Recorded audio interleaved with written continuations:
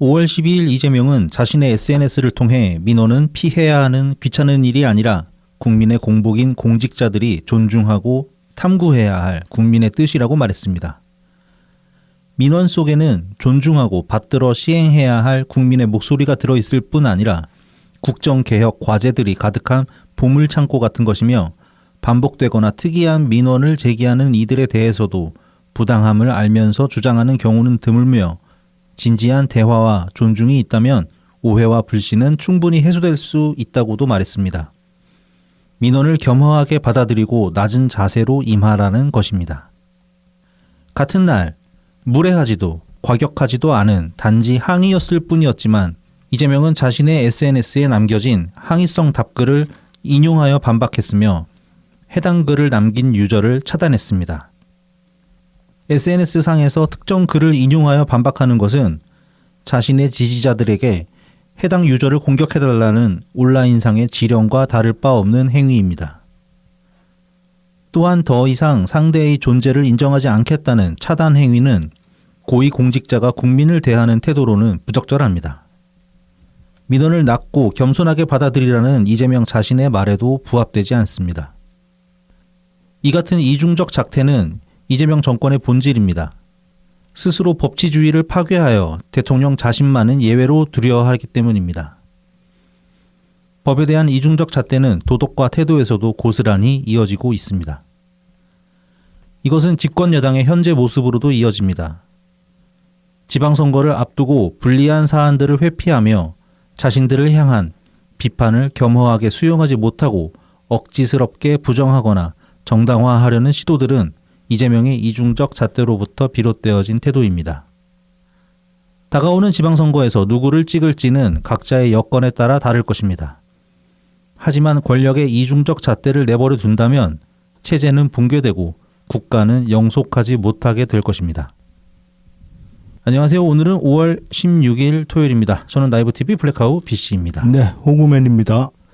다음 주 월요일이 5.18이네. 그러고 보니까. 아, 예, 그렇습니다. 이게 이제 선거가 지금 대선도 그렇고. 네네. 이게 날짜 좀 조정되고 하다 보니까 지금 거의 봄이나 늦은 봄에 이제 선거가 다 몰리잖아요. 대선, 총선, 지선까지. 총선이 4월, 그쵸, 네. 대선이 5월. 네. 그다음에 이제 지선이 6월 그렇게 되잖아요. 예, 예. 이게 민주당한테는 꽤 괜찮은 시즌인 것 같아. 생각해 보면은. 4, 5, 6월 달에 팔아먹을 게 되게 많잖아. 얘네들이 지속적으로 팔아먹은 게 되게 많잖아. 5.18도 그렇고 세월호도 있고 노무현 대통령 서거도 그렇고. 네네. 다 그 시즌에 몰려있으니까 얘네들 나름대로 좀 공교롭게도 선거 시즌들이 지금 민주당에게 좀 유리하게 짜여지지 않았는가. 이건 딱히 그렇게 하려고 그렇게 된 건 아니겠지만은 그런 생각이 잠깐 듭니다. 근데 이제 연예인들도 그렇지만 네. 이제 이미지라는 게 이렇게 막 함부로 사용하게 되면은 진짜 소모돼서 달아 없어져 버리거든요. 벌써 그렇게 된 것들 많죠. 네. 예.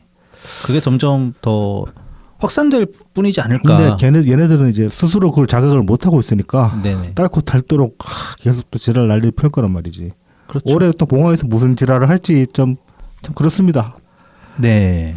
제가 이제 예전에 예전에 방송에서 그런 말씀 드린 적 있는 것 같은데 인트로 글 같은 거 쓰다 보면은 이제 생각 잘 안 떠오르고 막히고 그럴 때. 네네. 예전에 이제 노무현 사료관 노하우 네. 거기 홈페이지 들어가가지고 옛날 노무현 대통령 글이나 말 같은 걸 찾아본다든지 아니면 이제 문재인 대통령 사서전이나 그런 거 아니면 임기 중에 이제 했던 말들 남아 있잖아요. 그것도 기록으로 남아 있잖아. 네, 연설문으로 남아 있죠. 그런 것들 찾아본다든지 하면서 이제 많이 영감을 얻는다 그런 말씀드렸는데 이제는 그것도 못 하겠어. 특히 문재인 씨 같은 경우는 족같아가지고 그 양반이 한 말이 족같다는 게 아니에요. 그렇죠. 맞는 말도 하셨어요. 근데 본 스스로 그 말을 다 스스로가 배신을 했기 때문에 그렇죠. 그렇게 하면 뱉은 말도 더 이상 의미가 없어지는 겁니다. 족같다는 소리밖에 못 하겠는 거야. 그래서 이제 인트로 쓰는데 참 힘들다. 요즘은 어디 좀 이제 뒤져보고 뭔가 영감을 얻으면 그런 것들이 잘 안 나온다. 이제 시련이 생긴 거죠. 한편으로 이제 뭐랄까 좀 자아의 독립, 진정한 자아의 평화나 자유를 찾기 위한 여정이 아닌가. 저도 알게 모르게 의존하고 있었던 부분도 있었는데 그런 것들에서 벗어나게 됐으니까 한편으로는 좀 자유롭다. 생각이 듭니다. 자, 이제 인트로에서 이재명 SNS 차단 사건을 좀 이야기를 해봤어요. 요거 이제 뭐 SNS 하시는 분들은, 트위터 하시는 분들은 다 아시지만은 또 모르시는 분들도 있을 것 같아가지고 잠깐 소개를 드리자면은 5월 12일 날 이제 이재명이 이런 그 불법 성착취물 사이트 이제 경찰이 검거했다. 얘네들이 이제 그 사이트 관리자들이 외국으로 도망가려고 하는 거 출국 금지되래 가지고 공항에서 잡았다. 뭐 그런 기사가 나왔었거든요. 그래서 이제 그 기사를 인용하면서 뭐 불법 성착취물 사이트 폐쇄하고 운영진 해외에서 검거 후 강제 귀국, 이제 이런 짓하고 해외로 숨어도 강제 귀국시켜서 반드시 엄벌합니다. 이렇게 트위터에 글을 올렸어요. 네네네. 그랬더니 이제 트위터의 유저분, 제가 이제 이분 닉네임을 안 밝힌 건 혹시나 또 이 방송을 통해서 또 좌표찍기가 될 수 있기 때문에 네네. 굳이 이제 닉네임을 안 밝히겠는데 한 이제 트위터리안이 이제 이렇게 답글을 하셨어요. 대통령 괄호 열고 기관 걸어 닫고, 그러니까 정부 기관다운 일을 하세요. 총리, 정차관, 청장, 수석 비서관 등등 전부 일 안 하고 디비 잡니까? 이렇게 답글을 다셨어요. 여기서 굳이 이제 뭐 좀 비속어적인 표현을 찾자면 디비 잡니까 정도인데, 저 이 정도는 말할 수 있다고 생각하거든요. 그렇죠. 뭐 얼마나 대단한 말씀하셨다고. 그리고 대통령이라는 작자가 국무회의에서 비 없이 거리는 수준인데 디비 잡니까? 이거 크게 이렇게 막 그런 말도 아닌데 엄청 빈정이 상했나 봐. 그러니까 이 답글을 인용을 해가지고 다시 이제 글을 썼어요. 이 보면은 인용해가지고 한다는 소리가 뭐 경찰이 잘한 일을 국민께 알려드리고 고승한 경찰의 성과를 칭찬 격려하며 모르는 국민들이 혹시라도 이런 범죄에 연루되지 마시라고 계도하는 것입니다. 그게 대통령이 할 일이기도 합니다. 오해가 없으시길 바랍니다. 이건 대통령이 할 일이 아니죠. 그렇죠. 경찰청 왜 있는데? 그리고 대통령이 계도를 한다는 것은 이번에 처음 들어봅니다. 그렇습니다. 예. 누가 누구를 뭘 계도를 해요 대체? 뭐 검찰이나 경찰 아니면은 그 언론사 언론사가 아니라 사건 25신가 뭐 그런 프로그램 사건 반장 뭐 그런 데서 아니 그리고 이제 이거는 굳이 한다면 이제 경찰청 공보국 정도에서 해도 되는 거고, 보도자료 뿌려가지고 뭐 더 이재명 말대로 뭐 알려야 될 필요가 있으면 보도자료 뿌려가지고 적극 홍보한다니 할 수 있는 일 아닙니까 충분히? 그렇죠. 그러니까 애초에 이제 이분이 그 지적하신 부분 뭐 그 정부 기관에 다른 하위 기관 조직장들도 있고 한데 그 사람들은 뭐하고 왜 대통령이 직접 나서가지고 이런 것까지 이야기를 하냐라고 그렇게 짚으신 그 지적은 저는 합당하다고 생각하거든요. 그렇습니다. 그리고 그 이재명 본인이 처음에 올린 트윗 자체가 어디 경찰 칭찬이 있습니까? 뭐 그렇죠. 그냥 뭐 엄벌에 처한다. 니들 좆된다. 허튼 생각하지 마라. 뭐 그런 거 그 정도밖에 더 되겠습니까? 사실 저는 이런 뭐 이면에 관심법을 좀 써보자면 내가 대통령인 지금의 경찰이 이렇게 잘한다. 뭐 그렇습니다. 뭐 그거 비슷하잖아. 맨날 계곡 뭐 그 불법 시설물 철거 니네도 뭐 그렇게요. 불로 소독하다 간다. 뭐 그다음에 뭐 부동산 그 다주택자들 너네들 뭐 돈 다 잃는다 뭐 이런 식으로 겁박하고 그런 식으로 맨날 말을 하지 않습니까? 그렇습니다. 이것도 별거 아니에요. 뭔 칭찬이야. 그 칭찬한 것도 딱히 없을 뿐더러 말씀처럼 이거 자기를 돋보이게 하기 위해서 괜히 경찰을 끄집어내가지고 나 일 잘한다. 그렇죠. 이거 원래 그 예전에 군부 독재에서 이런 식으로 많이 썼잖아요. 뭐 범죄와의 전쟁은 그 선포한다든지. 물론 노태우 때긴 합니다만 이거는. 그 이전에 전두환 때 슬로건이 뭐였습니까? 정의상의 구현이었어요. 그랬죠. 네. 박정희 대통령도 그 쿠데타로 집권한 이후에 제일 먼저 한 게 뭐였습니까? 깡패들 잡아가지고 조리 돌렸잖아. 그렇죠. 포석줄 묶어가지고 서울 시내 한 바퀴 돌리면서 조리 돌렸잖아. 네네네. 그렇죠. 그게 다 뭐 실제로 이제 다른 것들에 좀 취약하거나 비판받을 여지가 크니까 관심을 굉장히 좀 선정적인 이슈로 관심을 돌리고 그 와중에 그동안에 못했던 문제를 자기가 해결했다는 이미지를 만들기 위해서 어떤 범죄 척결 같은 거를 이용해 먹은 측면이 있잖아요, 분명히. 네네. 지금 이재명이 지금 하는 짓거리 거의 같은데 정작 그래서 우리나라 범죄율이 감소했냐 그것도 아니고 지금 더구나 뭐 불법 성착취물도 굉장히 큰 문제긴 합니다. 근데 지금 친정 범죄들이 자꾸 신종 범죄나 아니면 기존에 많이 사라졌다고 봤던 범죄들이 지금 다시 나타나고 있잖아요. 뭐 지난주에도 얘기했지만 제주에서 소매치기단이 다시 기승을 부린다든지. 이거 외국 예.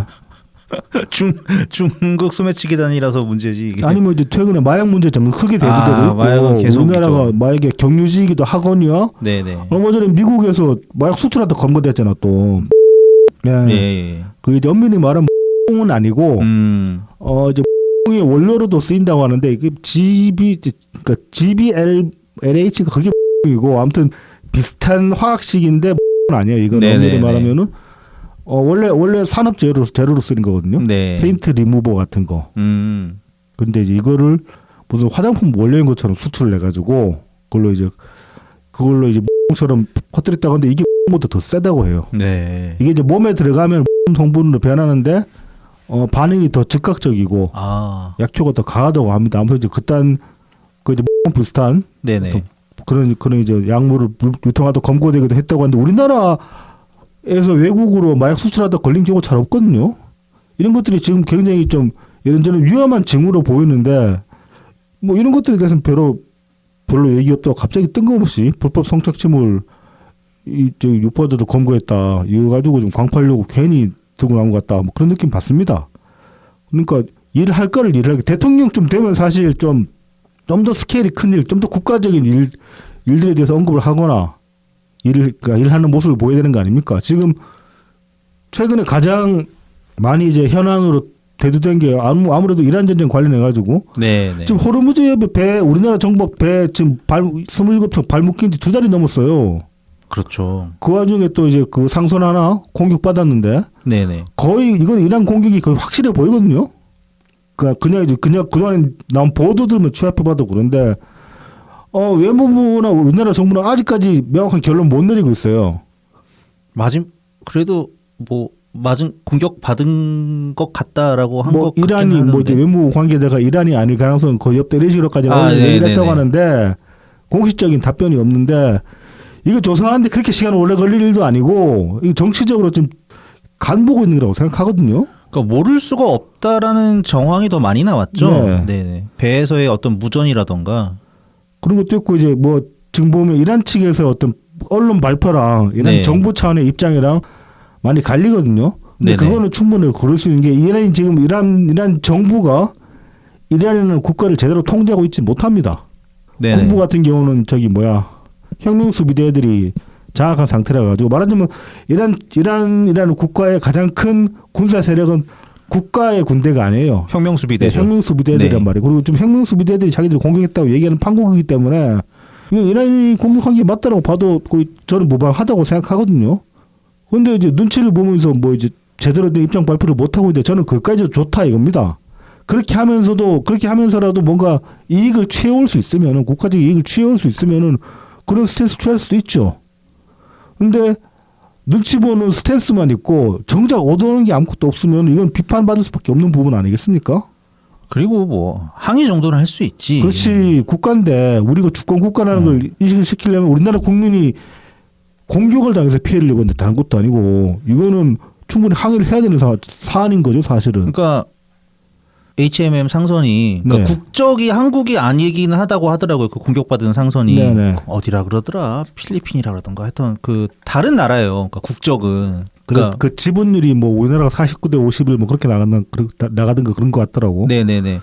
어쨌든 근데 그쪽 나라 국적이더라도 지금 이란이 자신에게 적대하지 않는 나라는 공격하지 않겠다라는 기조를 발표를 하고서 지금 버티고 있는 건데 아무 상관없거든요. 그렇죠.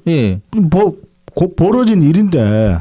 그러니까 공격 대상이 영 잘못됐다 이거란 말이죠. 그래서 거기에 대해서 충분히 항의를 할 수가 있는 상황이거든요. 그렇죠. 명분이 있단 말이에요. 근데 뭐 아무 소리도 못하고 이란 아닌 것 같은데 뭐 이게 뭡니까? 발표 차일피일 미루고 있는 그런 상황인 거죠. 근데 그 와중에 아무것도 얻어가지 못하고 있다. 이러면은 너는 뭐냐 등신 차는 거 아니냐 그렇게 얘기할 수 있는 거죠. 아무튼 그런 좀 국가적으로 대통령이 직접 나서가지고 뭔가 액션을 취하는 모습을 보여야 될 사안들이 있는데도 불구하고 그런 거 다 건너뛰고 그런 것들을 못 본 척하고 있으면서 이런 거나 스트레이트에 올리고 있으니까 충분히 지적할 수 있는 부분이라고 봅니다. 그런데 결국 이분은 이제 이재명한테 이렇게 인용 트윗 당하고 그 뒤에 차단을 당했어요. 그렇습니다. 그래서 차단당하고 나가지고 이제 소위를 밝히신 글이 이렇습니다. 차단당했어요. 개인 계정이면 이해하겠으나 공직자 공식 계정에서 차단당한 건 뭐 관공서 출입 금지 당한 것 같은 느낌입니다. 씁쓸하네요. 이게 그러니까는 이재명이 되게 네. 웃긴 게 네. 사실 저거는 이재명이 원래 개인 계정이 맞긴 하거든요. 그렇죠. 그러니까는 대통령이 돼서 계속 개인 계정으로 씨부리고 다니는 거예요. 그렇습니다. 그것도 사실 웃긴 예, 거라시죠. 그게 그렇게 해서는 안 되거든요. 네. 대통령이라는 자리까지 갔으면. 그 대한민국 청와대 공식 계정이 있으니까. 그렇죠. 뭐 아니면 뭐 이재명의 청와대 뭐 하여튼 뭐 걔네 또 계정 있잖아요. 뭐 아니면 이제 대통령 이재명 계정을 새로 만든다든지. 그렇죠. 네네. 그렇다는 거고. 그러니까 대통령으로서의 공식 계정 네. 이거를 만들면 되는 건데 계속 지 개인 계정으로 씨부리고 그래서 크게 마음 상하지는 않으셨으면 좋겠다. 이상한 놈이다. 이분 좀 비범하게 받아들이시는 것 같긴 하더라고요. 예. 여러모로 참. 그리고 이제 뭐 인트로에 적었습니다만 이제 뭐 민원 관련해 가지고 그렇게 얘기를 했는데 얘 취임하고 나가지고 올해 3월달에 제주도에서 타운홀 미팅한 게 12번째거든요. 아 그렇습니까? 예. 그 이제 한 바퀴 돌고 또 끝날 것 같진 않아요. 심심하면 한 번씩 또 타운홀 미팅이라고 지방에 내려갈 것 같은데 계속 도는 거구나. 그동안에 매번 말씀드렸습니다만 타운홀 미팅에서 지역 주민들이 민원성 질문이나 발언들을 할 때가 있었어요. 그렇죠. 족족 이재명이 잘랐어요. 요즘도 여전하군요. 예. 지는 그래놓고는 사람들 말도 제대로 못하게 뭐 자르고 여기서 얘기할 게 아니라는 둥 뭐 어쩌고 아무튼 그렇죠. 말 다 잘라놓고는 저기로 가세요. 그래놓고는 이제 또 뭐 민원 듣는 것처럼 뭐 민원이 뭐 보물 창고에 있다는 소리를 하고 있는 거야. 이렇게 자기 행동이랑 말이 따로 노는데 이렇게 뭐 딴에는 맞는 말이라고 던져본들 공직사회가 얼마나 움직이겠습니까? 움직이는 척을 하더라도 진짜 마음이 동해서 움직이는 경우는 없죠. 더럽다 그래 속으로 욕을 하겠지. 그렇죠. 예. 그런 것들이 이제 누적되면은 누적될수록 그 국가 행정 서비스 자체가 점점 질이 떨어지게 되는 거고, 행정 서비스 질 떨어지는 건 이것도 국가 경쟁력이랑 이어집니다. 당연하죠. 예. 우리나라가 그 뭐 특히 유럽 같은 데 비해서 국가 경쟁력이 많이 이제 상대적으로 많이 치고 올라갈 수 있었던 이유 중에 하나가 우리는 이제 뭐 특히 사업하시는 분들 공무원들 복지부동이라서 짜증나는데 그런 말씀 많이 하시지만은 그래서 전반적으로 보면 굉장히 빠릿빠릿합니다. 우리나라 국가 서비스가. 그렇죠. 유럽에 비할 바는 아닙니다. 그렇죠. 뭐 증명서 하나 떼려고 그러면 거기 몇 달씩 걸린 경우도 허다하다고 하는데 네네. 그런 거에 비할 바는 아니잖아요. 근데 대통령의 작자부터 이 지경이면은 점점 공직사회 자체도 그렇게 좀 뭐라고 해야 될까 아무튼 누적돼가지고 그런 것들이 자연스럽게 닮아가죠. 그렇죠. 불만들이 누적되면서 예전같이 않아질 수 있다는 겁니다. 네네. 그래서 참 이것도 한편으로 걱정스럽다. 이재명이 이렇게 이제 그 자기만 따로 나는 예외야라고 말하는 이 태도들이 누적되면 누적될수록 국가 전반적으로 악영향을 얼마나 더 미치게 될지 그런 걱정이 좀 듭니다. 이번 주에 원래 이제 주초에만 해도 워낙 지방선거 특히 민주당 후보자들이 여기저기서 개소리를 싸지르는 게 많아가지고 요것만 봐가지고 이번 주에 해야겠다. 지선 시즌이라서 그렇게 생각을 했었는데 이제 주말 되니까 좀 반박해야 될 정부 차원에서의 어떤 이상한 소리들이 나오는 바람에 그쪽을 메인 이슈로 돌리게 돼가지고 이 지선 이야기는 다음 주에 할 수 있을지 모르겠는데 그래서 이제 아무튼 그 지선 후보들의 개소리들은 좀 이제 키베는 상태인데 개소리는 아니지만 이건 좀 잠깐 짚고 가봅시다. 이제 이번 주에 워낙 좀 크게 불거지고 있는 상황이니까. 네. 정원호 이제 과거 폭력 사건의 폭력 전과에 관해서 지선 그 시즌 초입에 이미 한번 약간 살짝 드러났었죠. 그 폭력 전과 뭐냐 그렇게 얘기를 하니까 정원호가 이제 뭐 자기가 뭐 5.18 관련해가지고 뭐 이제 술집에서 이야기를 하다가 말싸움이 크게 번져가지고 폭력 사태까지 가게 됐다. 뭐 젊은 날에 과거였다 이런 식으로 얘기를 했어요. 저는 이거 시작을 국민의힘 주진우 의원이 그 판결문 올린 것부터 봤는데 그 전부터 있었죠 원래는. 원래 그 전에는 이제 그 상세한 내용은 안 드러나고 근데 정원호 측의 해명까지 나오고 한동안 요 이슈가 좀 그때부터 이미 5.18 때문이었다 네, 뭐 그런 얘기를 5.18 때문에 했다는 얘기는 예전부터 했었어요. 그러니까 이게 뭐 예전이 몇 년 전은 아니고 이 지선 시작되면서부터 폭력 전과 가지고 이야기가 나왔기 때문에 그때 정원호가 그렇게 해명을 한번 했었거든요.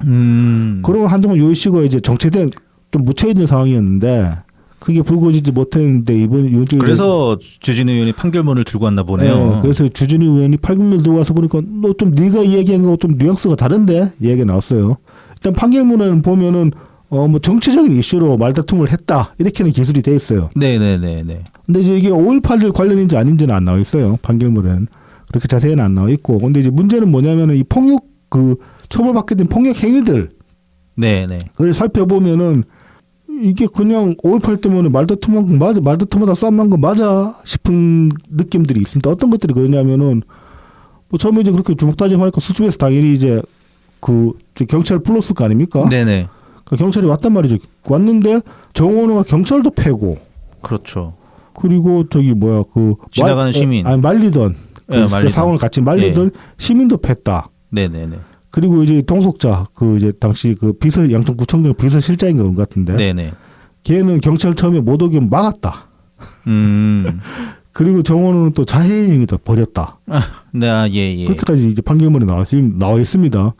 이러면은 이제 뭐 그 애초에 싸움 나서 주먹다짐 한 것까지는 그래 뭐 또 그것도 사실 좀 납득하기는 힘들지만 그래도 5.18로 말썽한테 격해져 가지고 주먹다짐까지 갔다라고 해명이 가능할 수도 있을지는 모르겠지만은 나중에 가서 경찰 팬 거는 말이 안 되잖아. 그렇죠. 이거 그냥 술 먹고 난동 부리고밖에 안 되는 거예요. 이래버리면은. 그렇습니다. 그래서 이제 정원의 해명은 애초에 이제 판결문을 봐도 5.18 때문에 싸웠다는 얘기는 없습니다. 정치 이슈로 그냥 말다툼이 크게 번졌다는 얘기만 있고. 네. 그리고 이제 당시 언론 기사들도 찾아보면은 마찬가지로 뭐 5.18 때문에 싸웠다는 얘기는 없어요. 그 판결문은 거의 동일한 내용인데 이 당시 언론 보도가 판결문보다 먼저 나왔기 때문에 사건 터지고 직후에 나온 보도 내용들이기 때문에 뭐 그렇게 보면은 이제 정치 이슈로 말다툼했다 여기까지는 좀 이제 거의 확정적인 사실로 봐도 될 것 같아요. 그러니까 아마 이제 경찰에서 네. 이제 경찰서로 데려간 다음에 진술을 받아내고 그 진술이 이제 나중에 법원에 전달이 돼서 검사를 그렇죠. 통해서 그래서 이제 재판이 그렇게 판결문이 나온 게 아닐까? 그렇게 되겠죠 아마도. 네네. 그리고 그 진술서를 바탕으로 당시 언론에도 보도가 됐을 그렇죠, 것이고. 그렇죠. 그러니까는 경찰서 가서 어떻게 된 겁니까? 뭐 이렇게 네. 할 거 아니에요? 이제 그 당시에 연합통신인가 하여튼 연합뉴스 지금의 연합뉴스. 네, 연합뉴스. 거기서 거기 내용이 거의 같더라고요. 그렇습니다. 예. 그러니까 연합통신에 나온 기사를 다 우라카이에서 기사를 그렇죠, 쓰고 같은 그렇죠. 그런 느낌인데. 자, 그래서 일단 이제 정원호 측이 5.18 때문에 싸웠다. 이거는 판결문 언론 보도 와서는 안 그렇던데라고 얘기해 보는 충분히 있습니다. 네, 뭐 네. 정치적 이슈가 사실은 5.18이었다. 뭐 그렇게 얘기를 정원호는 주장을 하겠지만은 아니 그렇게 안 적혀 있구만. 정의로운 폭력 사건 이런 식으로 이게 코스프레를 하려던 게 아니었을까? 그렇죠. 예. 특히 민주당 측 그 지지자들한테 어필하기 좋은 아이템이니까 5.18이라는 마침 게. 또 5월이고. 그렇죠. 근데 한편 이제 그 이후에 국힘 측에서 김재섭 측이 이제 제기한 그 의혹은 그렇습니다. 정원호가 사실은 그 당시에 이제 그 여기 무슨 구였지? 양천구였나? 예, 양천구요. 양천구의회 회의록 95년 10월 18일인가? 10월 20일입니다. 20일인가? 예, 그때 회의록을 보면은 이제 이 당시에 이제 문제 제기한 그 양천구청 의원이 하나 있었죠. 구의원. 구의원이 예. 하나 있었죠. 그 당시 이제 민자당 소속이었나? 그랬던 것 같은데. 네네, 민주당 소속으로 추정이 되고요. 민주당 근데 아니지 95년이면 삼당합당 있잖아. 그래서 민자당이죠. 그래서 민주자유당이 민주자유당이지. 민정당에서 네, 이제 그치, 민자당이. 민자당이지. 네. 아무튼 이제 그렇게 그 당시 이제 그쪽에서 제기한 걸 보면은 뭐 정원호가 이제 그 술집에서 여정업원이랑 2차를 가려고 하는데 술집 주인이 허락 안 해줘가지고 싸움이 났다. 뭐 네네네. 그렇게 얘기를 하고 있습니다만은 이 또한 구체적인 근거는 없어요. 그렇죠. 그 당시에 네. 장행일 구의원의 네. 일방적인 발언이 있을 뿐이죠. 그렇죠. 이제 그래서 이제 근데 이제 정작 보도 내용은 그렇게 그 내용으로 보도된 기사는 없기 때문에. 네, 맞습니다. 근데 이제 당시에 이게 구청장 측이 묻어가지고 그렇게 된 거다. 그렇게 보기에는 95년이잖아요. 그렇죠. 95년에 언론 지형이 민주당한테 굉장히 불리하다. 그렇게 돼가지고 90년대 후반부터 나온 게 조중동 조중동 절독 폐간 운동 아니었습니까? 그렇죠, 그렇죠. 만약에 정원호 측이 정말로 그렇게 성매매 때문에 성매매를 거부당해가지고 술집에서 진상을 부리는 끝에 싸움이 난 거라면은 저는 조중동이 그거 가만히 안 놔뒀을 거라고 생각하거든요. 그렇죠. 그리고 그 김영삼 정부 때잖아요. 네. 그러니까는 민주당이 그때 이제 양천구 청장은 민주당 사람이 됐지만 국회의원은 아니었죠. 그렇죠. 네. 국회의원 또 아니기도 하고 네. 어쨌든 야당이란 말이죠. 그렇죠. 그리고 경찰은 항상 여당 쪽으로 힘이 실릴 수밖에 없거든요. 그렇습니다. 네.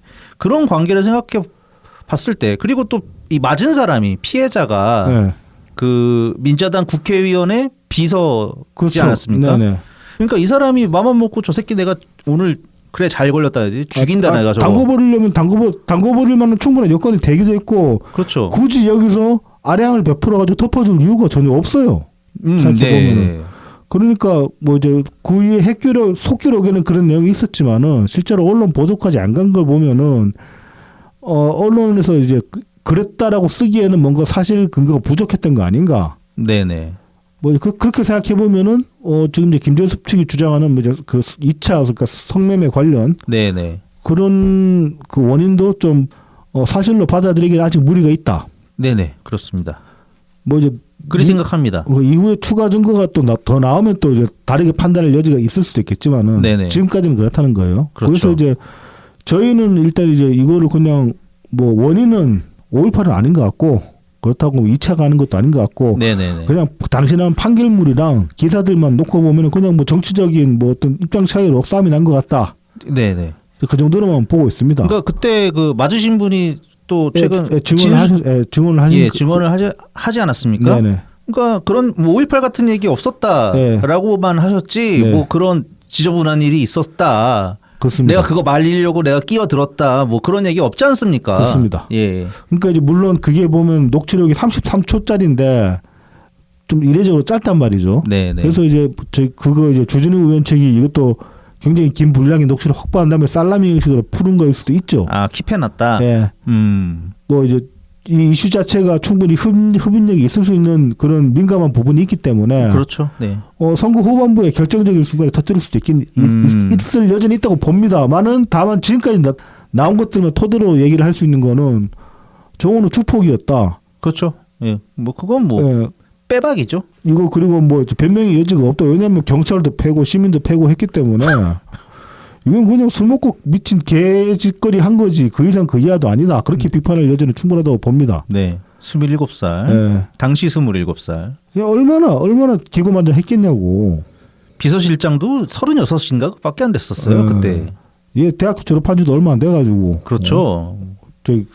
이게 첫 번째 선거였냐 두 번째 선거였냐. 첫 번째 선거였고요. 예, 예. 그러니까 그 양천구청장 그 선거 캠프에 들어가가지고 야 어떻게 뭐 운도 좋지 하자마자 이겨버렸어. 그러니까 한 방에. 제가 그때 당시에 시점을 보니까 네. 95년에 이런저런 큰 재난적인 사고들이 많지 않았습니까? 그렇습니다. 뭐 성수대교 붕괴 사건이랑 네네. 뭐 삼풍백화점 붕괴 사건도 네. 그리고 있었고, 가스 지하철 공사 네. 네, 가스 참사도 있었고 가스 폭발 사고도 있었고. 네, 그래서 김영삼 정권 지지율이 굉장히 바닥에 내려갔을 때라서 네. 그때 당시에 지방선거가 벌어진 거라서 서울 지역에서 굉장히 이제 민주당 그러니까 서울시장도 조순이 되고 당시에 네, 예, 네. 당시 야권에서 당선자가 많이 나왔단 말이죠. 그 가운데서 이제 양천구청장도 네. 그 당시는 국민회의 새정치국민회의구나. 네.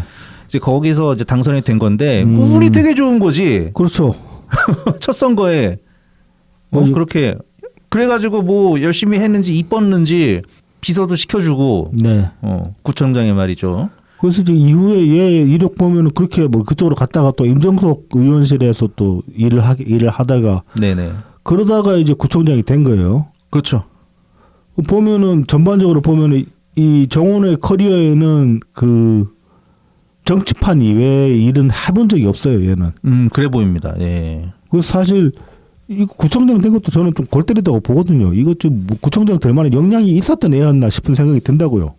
근데 뭐 모르죠. 뭐 임종석 반인지 뭐 어쨌든 성동구가 임종석이 이제 그 한양대학교를 나왔기 때문에 네, 그 한양대가 거기 있으니까 성동구 네네네. 왕십리 그 주변 옆에 있잖아요. 그래서 이렇게 항상 거기서 많이 뭐 한양대학교 대학생들하고도 교류를 많이 갖고 네. 뭐 그래 왔다고 저는 알고 있어요. 그 와중에 이제 거기 또 핫플로 또 동리단길인가 거기가 무슨 길이지 거기가? 거기 그냥 성수. 성수가 또 핫플레이스로 뜨고 하는 바람에 네네네. 많이 입지가 올라가긴 했을 겁니다. 근데 아무튼 이제 그런 인간이 지금 서울시장까지 나온다고 하고 있는데 뭐 이 공약이라고 지금 내세우는 것들이 보면은 굉장히 뭐 좀 현실을 무시한 듯한 그런 공약도 있고 대표적인 게 뭐 애완동물 그러니까 입양 그 저기 뭐야 유기동물 입양하면은 25만 원 지원해주겠다. 지원해준다 그러는데 그러면 또 애니멀 호더들 아주 난리 나지. 실제로 지금도 이제 그런 식으로 그 유기동물들을 어떤 돈벌이 수단으로 이용해가지고 광청 입양해가지고 뭐 방치시키거나 이제 죽게 만드는 경우들이 보도되는 경우들은 가끔 있거든요. 그런 것들이 그런 것들이 더 기승을 부르게 될 수도 있는 것들이고 그 말고도 이제 이재명이 과거에 얘기했던 것들 있잖아요. 뭐 저기 성남시장 시절에 뭐 세금 낭비다라고 얘기했던 그런 것들 있잖아요. 그 보도블록 교체하고 그런 것들이 세금 낭비다라고 이야기하면서 그런 것들 아끼면 뭐 복지를 할 수 있다 그렇게 이재명이 과거에 얘기를 했었는데 정원호 지금 공익들 보면 그런 요소들이 상당히 있습니다. 그러면 이제 뭐 정원은 본인 말로 자기가 이재명이랑 괴를 같이 한다 그러는데 전혀 아니에요. 공익 내놓는 것들 보면은. 근데 이재명과 다른 거는 좋은 거 아니야? 근데 정원은 본인이 이재명이랑 자기는 결이 같다고 얘기를 계속 어필을 하고 있으니까. 그러니까 그러니까 시민들한테는 좋은 거 아니냐고요. 둘 다 족같이.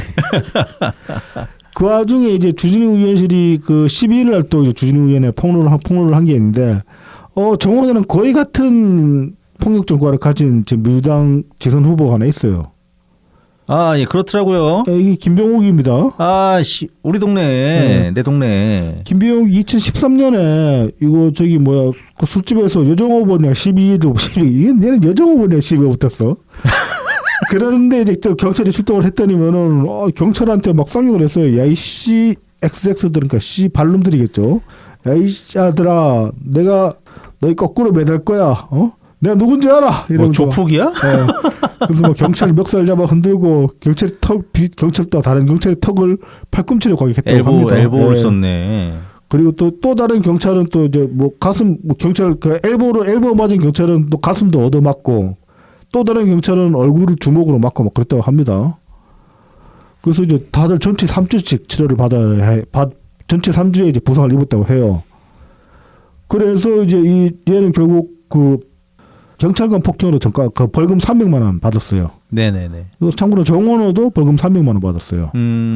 정원호는 당시 구속 기소됐더라고 찾아보니까. 아, 그랬겠죠. 네, 김병욱도 구속된지는 모르겠어요. 얘가 이때쯤에 스트레스는 많았을 거예요. 왜냐하면 12년 총선에 나타 떨어졌거든. 아, 네네. 12년 총선에 분위기 괜찮았잖아. 당시에 민주당이 좀 해보자는 분위기였잖아. 나쁘지 않았죠. 네, 그때 막 그 통신당이랑 다 으쌰으쌰 하면서 그랬던 분위기였는데 정말 이때 이제 김병욱이 떨어져가지고 좀 스트레스 받는 상황이었을 것 같긴 해요. 2012 총선. 네.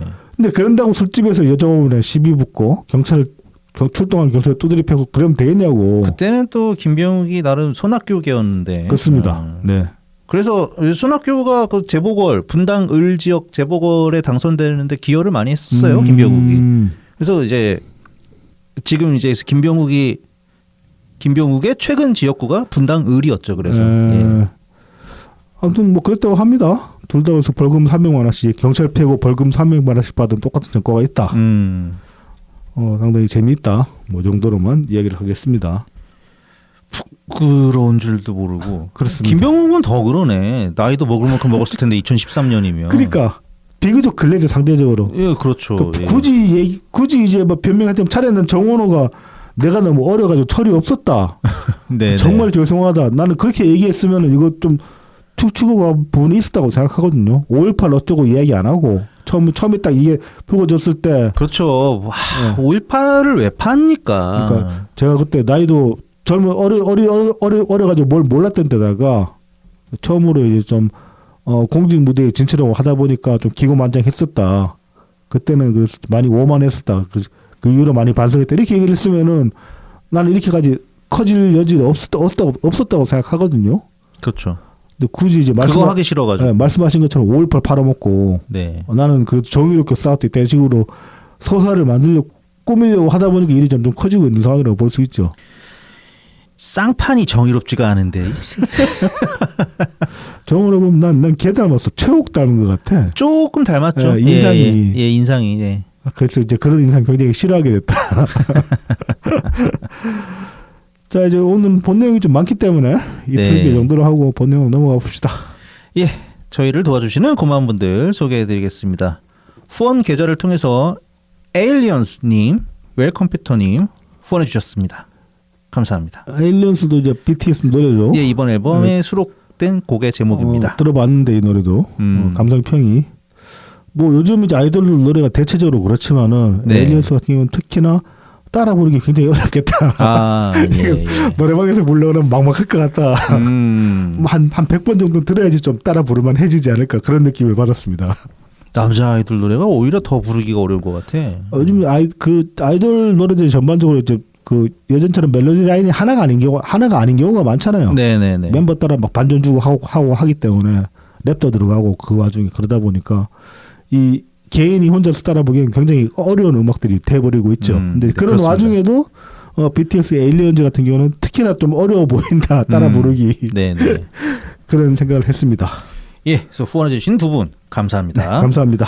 다음은 제공입니다. 웰컴퓨터입니다. 부산 상하구 낙동대로 323번 길의 6 4역 2번 출구 앞에 있습니다. 010-8691-0079번으로 연락 주시면 됩니다. 트위터에서 웰컴퓨터, 인스타그램, 네이버 블로그에서 웰컴퓨터 0079를 검색해 주시면 됩니다.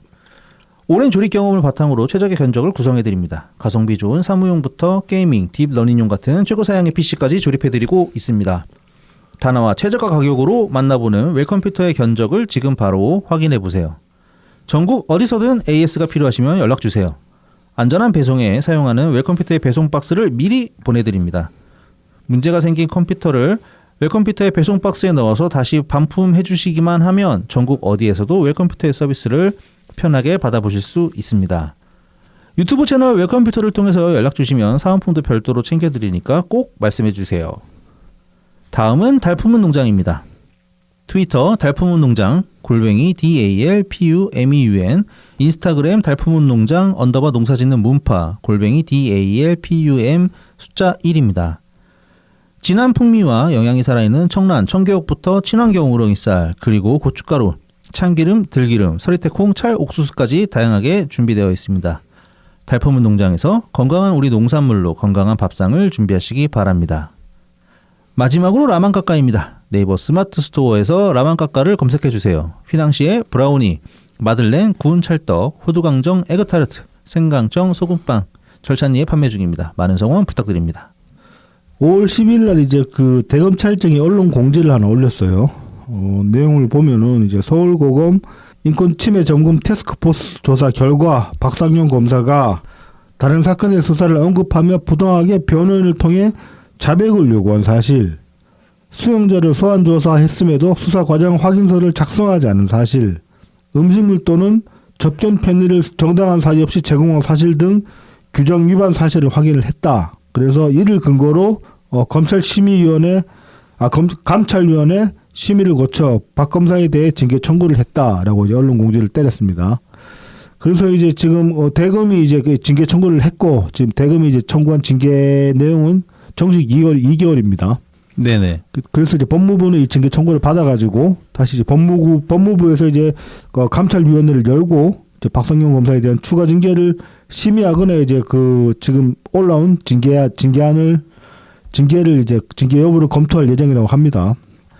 이에 따라서 박상용 검사가 이제 13일 날 SNS에 글을 올렸는데 이제 이것 때문에 검찰 가가지고 실제로 이제 소명을 했죠. 네네. 그 전날. 그래서 이제 뭐 이제 SNS 내용은 이렇습니다. 그렇게 요란했던 연어 술 파티 진술 세미나 형량 거래는 결국 없었다.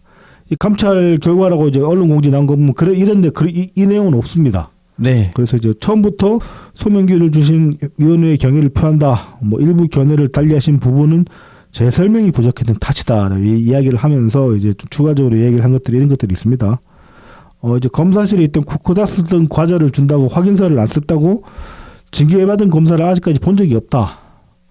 굉장히 이례적이라는 겁니다. 네네. 그리고 이제 변호사가 이재명 대통령을 주범으로 이회영 전 부지사를 종범으로 해달라고 요구해서 그러려면 추가 증거와 진술이 있어야 한다고 설명했을 뿐이다. 그렇죠. 그러니까 이건 형량 딜이 아니죠, 사실상. 네네. 일관되게 네. 박상용 검사가 지금 외부에 설명하는 바죠. 네.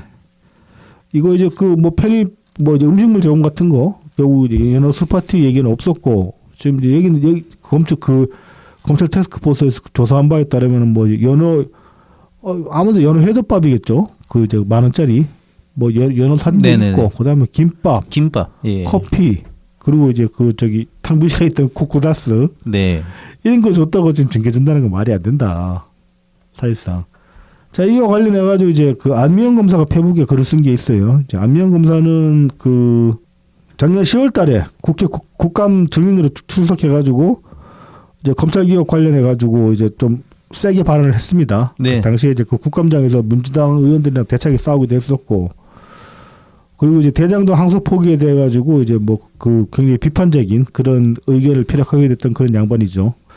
이분이 이제 그 자기 본인 페북에 올린 걸 보면은 그 이제 과거에 이제 그 과거가 아니고 뭐 지난주 구속영장이 신청된 소년범에 대해서 구속영장 청구 전 면담을 했다. 이 소년범은 이제 그 은박에서 팔찌를 구매한 척하고 시가 1,200만 원 상당의 금팔찌를 차고 도망간 소년범이었다고 합니다. 이렇게 좀 정신 차려야 될 좀 같아 보이긴 한다. 근데 아무튼 이제 소년범이 이제 그렇게 해서 소년범이 그 굉장히 명백한 CCTV라는 증거가 있는데도 불구하고 난 안 했다고 이제 계속 배째라고 나왔다는 거죠. 그래서 이제 그 소년범한테 이제 그 CCTV를 들이대면서 야 이거 이렇게까지 증거가 있는데 네가 이렇게 어떻게 분할 수 있냐 이렇게 얘기를 했다는 거죠. 결국 소년범이 자백을 하긴 했다는 겁니다. 근데 이거 이제 지금 박성현 검사 징계 논리에 비춰보면은 이거 자백 강요가 된다. 그렇죠. 그렇게 되는 거죠. 이 수사를 그러니까 거의 모든 수사가 다 그 저기 피의자 취조가 다 자백 강요가 되는 거예요 지금. 네, 그러니까 안미영 검사 케이스는 그러니까 이 소년범, 그러니까 그 귀중품을 훔친 이 친구 같은 경우는 그러니까 너 이렇게 자꾸 아니라고 부인하면 괘씸죄로 더 큰 벌을 받게 되니. 그렇죠. 그냥 자백해라. 증거도 좀 명백한데 그거 지금 배째라고 뭐 발 뺀다고 발이 빼지냐 이래서 얘기를 했다는 거죠. 자백 강요에 뭐 형량 딜? 이거 형량 딜도 들어가는 거 아니야? 그렇지. 이거 지금 그 과거에 공안으로 사람 다 집어넣던 그 수법으로는 다를 게 없어요. 그 예전 영화 중에 그때 그 사람들이라는 영화 혹시 네네네. 아십니까? 그 한석규 나오고 있던. 네. 그 이제 박정희 대통령 죽이는 암살. 죽는 그날 이야기 네네네. 다른 거. 거기 보면 이제 중간에 영화 내용 중에 보면은 그 당시 안기부 애들이 지들끼리 이제 그때는 그거죠. 중앙정보 당시 중정 애들이 이제 지들끼리 밥 먹으면서 가면서 지들끼리 농담 주고 받는 게 있거든. 네. 뭐 이제 어떤 케이스 하나 들고 와가지고 당시에 이제 국보법을 어떻게 적용시키느냐 이거를 굉장히 이제 풍자적으로 그 구성한 내용이라고 생각하는데 뭐 내용이 뭐더라? 뭐 일본에 조총련계 교포 만나가지고 만약 교포 만나서 이야기를 나눴을 때 뭐 이야기 나누고 했던 행위들에 대해서 국보법을 어떻게 적용시킬 것이냐 그런 내용이었거든요. 제가 기억하기로는. 네. 그래서 보면은 뭐 이제 인사 나누면은 가가지고 대화를 하다가 뭐 북한이 좀 남한보다 좀 날씨가 더 선선하더라 좋더라 이렇게 이야기를 하면은 뭐 찬양 고무죄 적용, 뭐 3조 1항 찬양 고무죄 적용. 이래서 이제 말 한마디 토시 다 달아가지고 네네. 적용시킬 수 있다는 거야. 근데 지금 검찰이 하는 짓거리가 지금 이제 박성현 검사 징계를 하는 짓거리가 그런 거예요. 딱 그런 거예요. 네, 그렇습니다. 원래 하던 행동이 해왔던 일들인데 이재명이 연루돼 있으니까 전혀 다르게. 그렇죠. 굉장히 시시콜콜한 걸 다 꼬투리 잡아가지고 다르게 적용시키고 있는 겁니다. 심지어 이거는 뭐 수사 중인 것도 아니야. 재판이 끝났어. 대법원까지 확정 판결이 났어. 그렇지. 근데도 다 되돌리려 하고 있죠. 민주당 웃긴 놈들이라니까요. 이 안미영 검사 글을 보면 또 이제 2014년에 그 사기 피의자를 체포해가지고 이제 뭐 그 당시에 그 피의자 오면은 밥 사줄 수 있는데 그게 6,000원이었다고요. 식대가. 짜장면을 시켜주려고 했더니만 이 양반이 탕수육을 먹고 싶다. 탕수육도 먹고 싶다. 이렇게 얘기를 했다고 합니다. 근데 이제 밥값 6,000원만 책정됐으니까 탕수육 사주려면 본인 돈 털어가 사줘야 되잖아. 글쎄, 사비로. 근데 이제 뭐 이제 구속되면 한동안 이제 사회 음식 못 먹을 거니까 좀 그 측은지심이 일 수도 있잖아요. 그걸 먹고 싶다고 그러니까. 또 우리나라 사람들이 또 이제 그 먹는 거에 약하잖아. 보면 대체로. 그래서 먹으면 혹시 또 뭐 진술을 또 잘 할까 뭐 그런 것도 싶어서 그래가지고 이제 사비 털어가지고 탕수육까지 사줬는데 그 먹튀를 하더라. 역시 사기꾼. 그렇지. 이 징그러운 새끼. 검사 상대로 사기를 쳐먹을 좀 유능한 사기꾼인 것 같아. 대단한 사기꾼인 것 같아. 어떤 그런 일이 있었다. 이거 지금 이 박성현 검사 징계 케이스에 비춰보면 안명 검사도 이런 거 징계를 받아야 되는 거야 똑같이. 그렇죠. 네네. 그래서 뭐 말이 안 된다 이런 취지로 이제 이런 글을 썼습니다. 자 그리고 또 13일 날 그 이제 강백신 검사가 검찰 내부망 이프로스에 이제 글을 올렸어요. 이 강백신 검사는 대장동 2기 수사팀에서 그 주도적인 역할을 했던 검사입니다. 아마 선임 검사 유치쯤 됐던 것 같은데 검사장은 아니니까. 고검 검사니까요. 예. 예. 그리고 짬이 좀 찬 검사. 그렇죠. 뭐 부장 검사님 부장 검사는 당연히 웬만하면 될 거고 차장 검사일 될 수도 있고 검사장까지는 아니지만. 네. 또 지금 이제 대구 고검에 있다고 하는데. 네. 이제 이프로스 이제 글을 올렸습니다. 제목이 법무부 장관님의 검찰 구성원들의 상실감과 열패감에 대한 의견의 부당성이라는 글을 이제 올렸어요. 이게 이제 정성호가 그 SNS에 올린 글이 있는데 그 글 내용을 이제 반박하는 내용입니다. 네네. 정성호가 4월 26일 SNS에 이제 이런 글을 올렸어요. 일부 정치검찰의 과오로 사실상 조직 해체의 상황을 겪으며 느끼고 있는 검찰 구성원들의 상실감과 열패감에 공감한다. 뭐 이런 글을 썼어요. 이걸 이제 반박을 했는데 일단 이제 뭐 일부 정치 검찰 과오에 대한 정당한 개선책이 아니라 국회 다수당이 독재적 방식으로 추진한 그 헌법적 검찰 시스템의 해체 작업이다. 이렇게 이제 규정을 했습니다. 그리고 이제 대장동 사건에 대해서는 이 양반이 직접 수사를 했던 내용이니까 좀 상세하게 얘기를 하는데 성남시 수뇌부와 민간업체 유착 관계를 기반으로 전 성남시장의 대통령 선거 후보 출마 시점까지 10년 이상에 걸쳐 부패 영토를 넓혀온 당군 일의 최대 부정부패 비리 사건이다. 아주 규정을 아주 명료하게 잘했죠. 당시 수사검사니까. 그러면서 이재명 대통령도 다수의 피의자 중 한 명에 불과할 정도였다. 원어부대입니다. 네, 원어부대입니다. 그렇죠. 뭐 김만배가 제일 메인이라고 해야 될까 거기는? 하여튼 뭐 김만배도 엄청난 핵심이죠. 예. 김만배일까 정진상일까 제일 메인을 주범 중에 주범 누구라고 봐야 될까? 일단은 역할은 김만배가 많이 하긴 한 것 같아요. 자, 그러면서 이제 누가 범죄를 저지른 것인가라는 질문이 아닌 범죄에 가담한 사람이 누군가라는 질문을 전제로 실체를 확인해 나갔다. 그러니까 이제 주범 따지는 게 아니라 대체 누구가 연루돼 가지고 움직였는가 그것들을 밝히려고 했다는 거죠. 네네. 당시 거대 야당이 입법 재정적 압박 수단을 동원해 검찰총장이 공포심을 느꼈다고 할 정도로 조직과 시스템에 대한 탄압이 있었지만 수사팀은 적법 절차에 따라 가장 엄격한 기준의 증거 판단을 이정표 삼아 수사를 진행했다. 그러니까 수사 엉성하게 대충 했다는 게 아니라는 겁니다. 그렇죠. 그거 하다가 뭐 잘못 걸리면은 무슨 사단이 나는데. 그렇죠. 정치적으로 그 악용당할 여지가 굉장히 컸고 그리고 계속 이제 민주당이 예산 자르고 별지랄 다 했잖아 검찰에. 네. 그야말로 직을 걸고 할 수밖에 없는 것이었죠. 그렇죠. 이 당시에 그래서 뭐 좀 수사 맡길 꺼려한다 검사들이 뭐 그런 얘기도 있었고 그랬던 상황이었죠. 뭐 대장동 이야기 나왔으니까 또 잠깐 지사님이랑 연결지어서 이야기를 해보자면은 15일 날 이제 JIBS에서 이런 제목의 보도가 나왔습니다. 선거판 떠오른 대장동 성남 아닌 평택을 인천서 쟁점화. 네네. 이 최근에 지금 박찬대가 대장동을 두고 나왔습니다. 뭐 이제 이재명 대통령의 대장동 모델은 우리나라 최초의 개발 방식이자 창의적인 아이디어의 시작이다. 이렇게 얘기를 했어요. 네네. 그러니까 이제 유정복이 반박을 할 수밖에 없죠. 그래서 이제 대장동 개발 사업은 막대한 개발 이익을 한 줌도 안 되는 투기꾼들이 나눠먹은 당군 일의 최대의 부정비리 사건이며 박찬대가 이제 인천을 대장동 시즌2로 만들어 범죄의 원상으로 만들겠다는 자기 고백이다.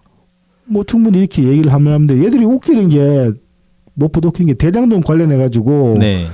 그간 이재명이나 민주당이 일관된 입장을 취해왔다면은 또 얘기가 달랐겠지만은 그렇죠. 얘들은 말을 바꿨습니다. 윤석열이 몸통이다. 그러니까 대표적이죠. 윤석열이 몸통이라며. 네. 뭐 국민의힘 얘네들이 주역했다. 곽상도도 끼어 있고 그러니까 막 그렇게 몰아붙일 때는 언제고. 그러니까 다시 또 이게 막 최대 치적 사업인 것처럼.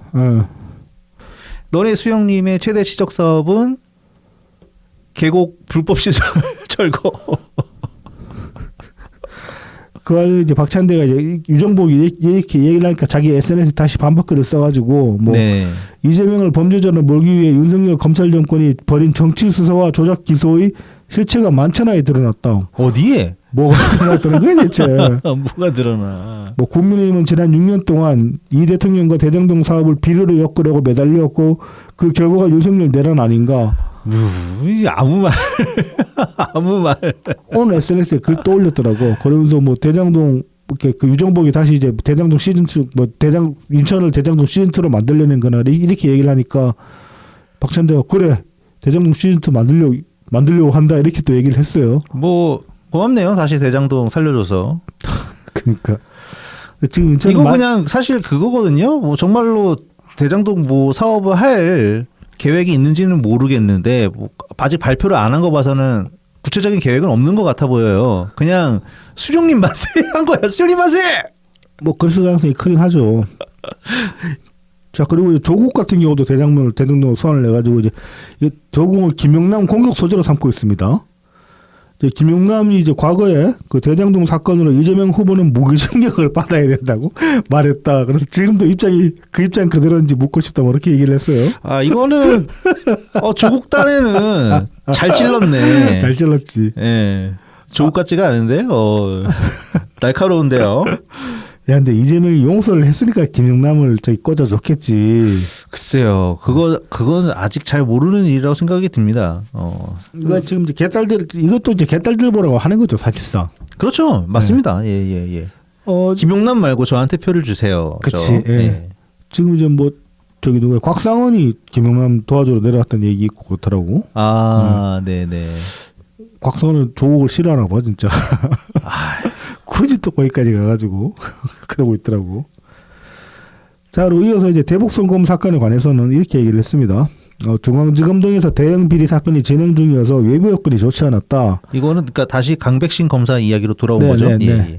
그래서 이제 지휘부도 수사에 다소 부담스러워하던 입장이었다. 하지만 평검사들은 사명감을 갖고 끈질기게 수사를 계속했고 당시 권력자의 정치적 요구나 외압과 무관하게 헌법과 법률에 의한 사법적 기준에 따라 수사를 진행한 것으로 알고 있다.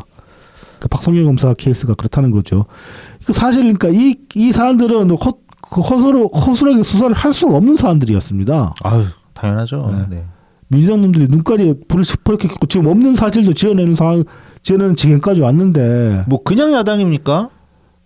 지금 우리나라 역대 거의 없었던 의석수를 차지한 그렇죠. 예. 초거대 야당인데다가 당시에 거기다가 어떤 그 홍위병들을 왕창 거느리고 있는 그렇죠. 네. 무시무시한 집단인 건 맞죠. 네. 자 그리고 이제 이어서 그 민주당 국조로 밝혀진 사실이라고 또 이제 얘기를 한 것들이 있는데 이게 이제 뭐 국조 자체는 뭐 위헌적 불법적 요소가 강하지만은 그럼에도 불구하고 국조로 밝혀진 사실들이 없는 건 아니다. 그러면서 얘기를 이렇게 짚고 있습니다. 대장동 사건 등의 수사는 정치 권력자의 개입이나 요구에 따라 진행된 것이 아니라는 점 이건 밝혀졌다. 네네. 역설적으로. 네네. 그리고 객관적인 수사였다. 네. 그리고 이제 특정인을 목표로 한 것이 아니라 국민적 의혹이 제기된 대규모 비리의 실체를 규명하는 과정에서 전 성남시장 등의 가담 사실이 확인된 점. 그렇죠. 이것도 국조로 다시 한번 이제 우리 입장에서는 리마인드 된 거죠. 네네. 그리고 이제 국회 다수당이 조작 증거라고 주장하는 내용들은 수십만 페이지의 증거 중 몇 가지 문건이나 일부 절차상 하자에 관한 것에 불과하고 조작됐다고 하는 기소 사실을 특정조차 못한다는 점. 그렇죠. 얘들 말로만 조작 뭐 회의 그런데 실제로 그렇게 그랬다라고 밝혀진 부분은 하나도 없습니다. 네. 그냥 그 특검 하려는 네. 수작질을 부린 거죠. 그 개딸들한테 조건 반사 기재만 하나 심어줬을 뿐이죠. 연어 술파티라고 그러니까 검찰 그러면 조건 반사적으로 연어 술파티 튀어나오게 만드는 그런 조건 반사 기재만 하나 더 심어준 거죠. 아 오랜만에 연어에 소주 한잔 하고 싶네요. 끝나고 연어에 소주 한잔 할까? 자, 사법적 기준에 따라 장관님이 속한 정치적 세력의 비리에 대한 진실을 밝혀내고 그 결과가 해당 정파에 불리한 영향을 미쳤다는 것이 정치검찰의 기준이고 그것이 정치검찰에 과하라는 것인지 도저히 이해가 되지 않는다. 헌법과 법률에 대한 하이어 로열티를 가져야 하는 대한민국 법무부 장관의 지위에서 할 일은 아니라는 점에 대해서는 이견이 있을 수 없다. 그러니까 대한민국에서 법을 가장 잘 지켜야 될 사람이, 충실하게 지켜야 될 사람이 법무부 장관이다. 근데 당신이 지금 과연 그렇게 법을 잘 지키고 있느냐. 정치인이죠 지금 네. 하고 있는 짓이. 그렇죠. 자, 그리고 뭐 박상현 검사 뭐 또 어떻게 하겠다고 무슨 TF거든가 뭐 네, 그 예. 추가 이제 법무부에서 추가 감찰을 하는데 그러면서 이제 그 징계 그 검찰에서 요구한 정식 2개월 이상의 그 징계 수위를 더 높일 가능성이 충분히 있죠. 자, 그래서 이제 검찰 열패감을 이제 그 앞서서 정성호가 이제 SNS에 글을 적어서 얘기를 했는데 강백신 검사가 얘기하는 검찰의 열패감 원인은 이렇습니다. 정치검찰 개혁을 운운하면서 오히려 검찰의 정치적 독립성을 약화시키고 자기 편에는 굴종할 것을 요구하는 정치 권력의 내로남불과 적반하장 그리고 헌법적 시스템이 와해되고 범죄로부터 국민의 피해가 가중되는 현실 그리고 거대 권력의 정치적 이익 추구 앞에서 보고만 있어야 하는 무력함 이것들이 이제 검찰의 열패감 원인이다라고 이렇게 얘기를 하고 있습니다. 이거죠. 그렇죠. 자, 그래서 끝으로 이제 이 글을 이렇게 맺고 있습니다. 앞에서 살펴본 장관님의 SNS 말씀은 최근 검찰 내부의 상실감과 열패감에 젖어 있는 상황에는 부합한다고 할 수 있으나 그 원인은 실상과는 전혀 맞지 않는다. 그러니까 검찰이 지금 이제 그 거의 이제 패배주의에 잠식당하고 있다. 이런 이 지적은 충분히 맞지만은 원인은 당신이 말하는 그런 이유는 아니라는 거죠. 니네 같은 애들이 원인이다. 그래서 헌법과 법률에 따른 법무부 장관의 헌법적 기능이 정상적으로 작동되길 기원해 봅니다. 너 정상적이지 않다. 너 헌법 지금 유연적 행위들을 계속 저지르고 있다. 그렇게 이제 마지막으로 지적을 하고 있는 겁니다. 네, 그렇죠. 뭐 기대는 전혀 안 되지만. 뭐 이와 관련해서 보면은 그 갤럽 여론조사도 굉장히 이제 66대 27이었나 그 정도 나왔죠. 66이 아니고 46대 27이었나? 아무튼 거의 더블 스코어 차이 나지 않았습니까? 조작 수사 기소 특검에 공소 취소 권한을 부여해도 되냐고 생각하나 안 된다고 생각하나에서 44대 27로 44%의 응답자가 공소 취소 권한을 부여하면 안 된다고 응답을 했다고 합니다. 거의 이제 2배 가까이 차이가 나는 거죠. 네네. 이걸 그래서 좀 뭐 지금 이제 국힘이 이슈 파이팅을 그래도 어느 정도 하고 있는 것 같긴 한데 지금 좀 더 이제 후보자들 타겟팅을 해서 지금 싸움을 많이 하고 있잖아요. 지금 주진우 의원이 꽤 잘 싸우고 있긴 해요 보면 특히나 이슈몰이에 있어서는. 네네. 그 공소취소 특검 그러니까 공소취소를 와해시키고 제목이 뭐더라 했던 이름이 정확하게 생각이 안 나는데 그 네네. TF 그러니까 위원장을 맡았죠. 예. 부산 선대위원장, 부산시장 선대위원장도 하고 있잖아요 거기 또. 뭐 바쁘지만 어쩔 수 없죠. 예. 그래서 이 공소 취소나 이제 지금 그 정성호의 어떤 액션 같은 것도 좀 하시는데 이거는 좀 사람들이 관심 가지고 들여다보지 않으면은 잘 와닿기 힘든 부분이긴 해. 네네네. 그래서 좀 한계가 있긴 한데 이슈 자체에 그래서 좀 더 이제 좀 그래도 몰아붙여주면 좋겠다. 그냥 겁나 떠들어서 그냥 세뇌가 될 정도로 떠들어야 돼. 이재명 감옥 안 가려고 그런다. 뭐 그런 식으로. 사실 맞잖아요. 네. 그렇죠. 예. 그러니까 대통령 임기 끝나고도 감옥 안 가려고 하는 거다. 이거니까. 네. 뭐 이건 정확한 설명이죠. 계속 국민 여러분들한테 말씀을 드려야겠죠. 그렇습니다. 이거 이제 뭐 이재명 측도 지금 민주당 측도 지금 이제 좀 눈치를 보고 있는 상황 아니겠습니까? 그래서 이제 공소취소 특검법은 이제 지선 끝나고 나서 통과될 가능성이 커 보이죠. 근데 지선 결과에 따라서는 좀 못할 수도 있죠. 못할 수도 있는 아니면은 거죠. 법안 내용이 굉장히 많이 후퇴된다던가 그렇죠. 뭐 그런 것도 기대해 볼 수는 있겠죠. 그러려면 이 이슈를 더 떠들어야 되고 지선에서 결과를 내야 된다. 여기서 그리고 뭐 지방선거 승리까지는 아마 연결되기 쉽지 않겠지만 여기서 어쨌든 좀 이 흐름을 꺾어놔야 됩니다. 그렇습니다. 예. 그래야지 뭐 총선이 뭐가 보이지. 그러니까 저도 그냥 지면 안 된다. 그러니까 당연히 이기려고 해야 되지만 저번에도 말씀드렸지만 젖살사로도 해야 된다. 그렇죠. 네. 이번 주에 이제 이재명이 아주 요상한 소리를 냈어요. 일배식. 예. 그러니까 되치기. 이재명이 좋아하는 용어를 이것도 어떤 그 어느 파괴적인 용어 아닙니까 사실상 포퓰리즘적 긴축 재정 네네네 이런 소리를 했는데 그냥 인기에 영합하려고 긴축을 떠든다. 말이 안 되는 소리죠 사실은. 긴축을 떠드는데 그러니까 인기를 어떻게 바랄 수 있냐고 돈을 안 벌겠다는 소리인데 그러니까 쉽지 않은데. 네. 이거 이제 이 내용으로 SNS에 글도 썼고 그리고 국무회의에서 발언을 한 게 있습니다. 12일 날. 그렇습니다. 이제 좀 굉장히 긴데 좀 추려보면 내용이 이래요. 이제 민생회복 소비 쿠폰 1원당 지역 소상공인 실질 매출이 0.433원 증가했다. 네네네. 그런 분석을 이거 어디서 한 거지? 조세연구원. 예, 조세재정연구원에서 그 세미나에서 발표가 됐습니다.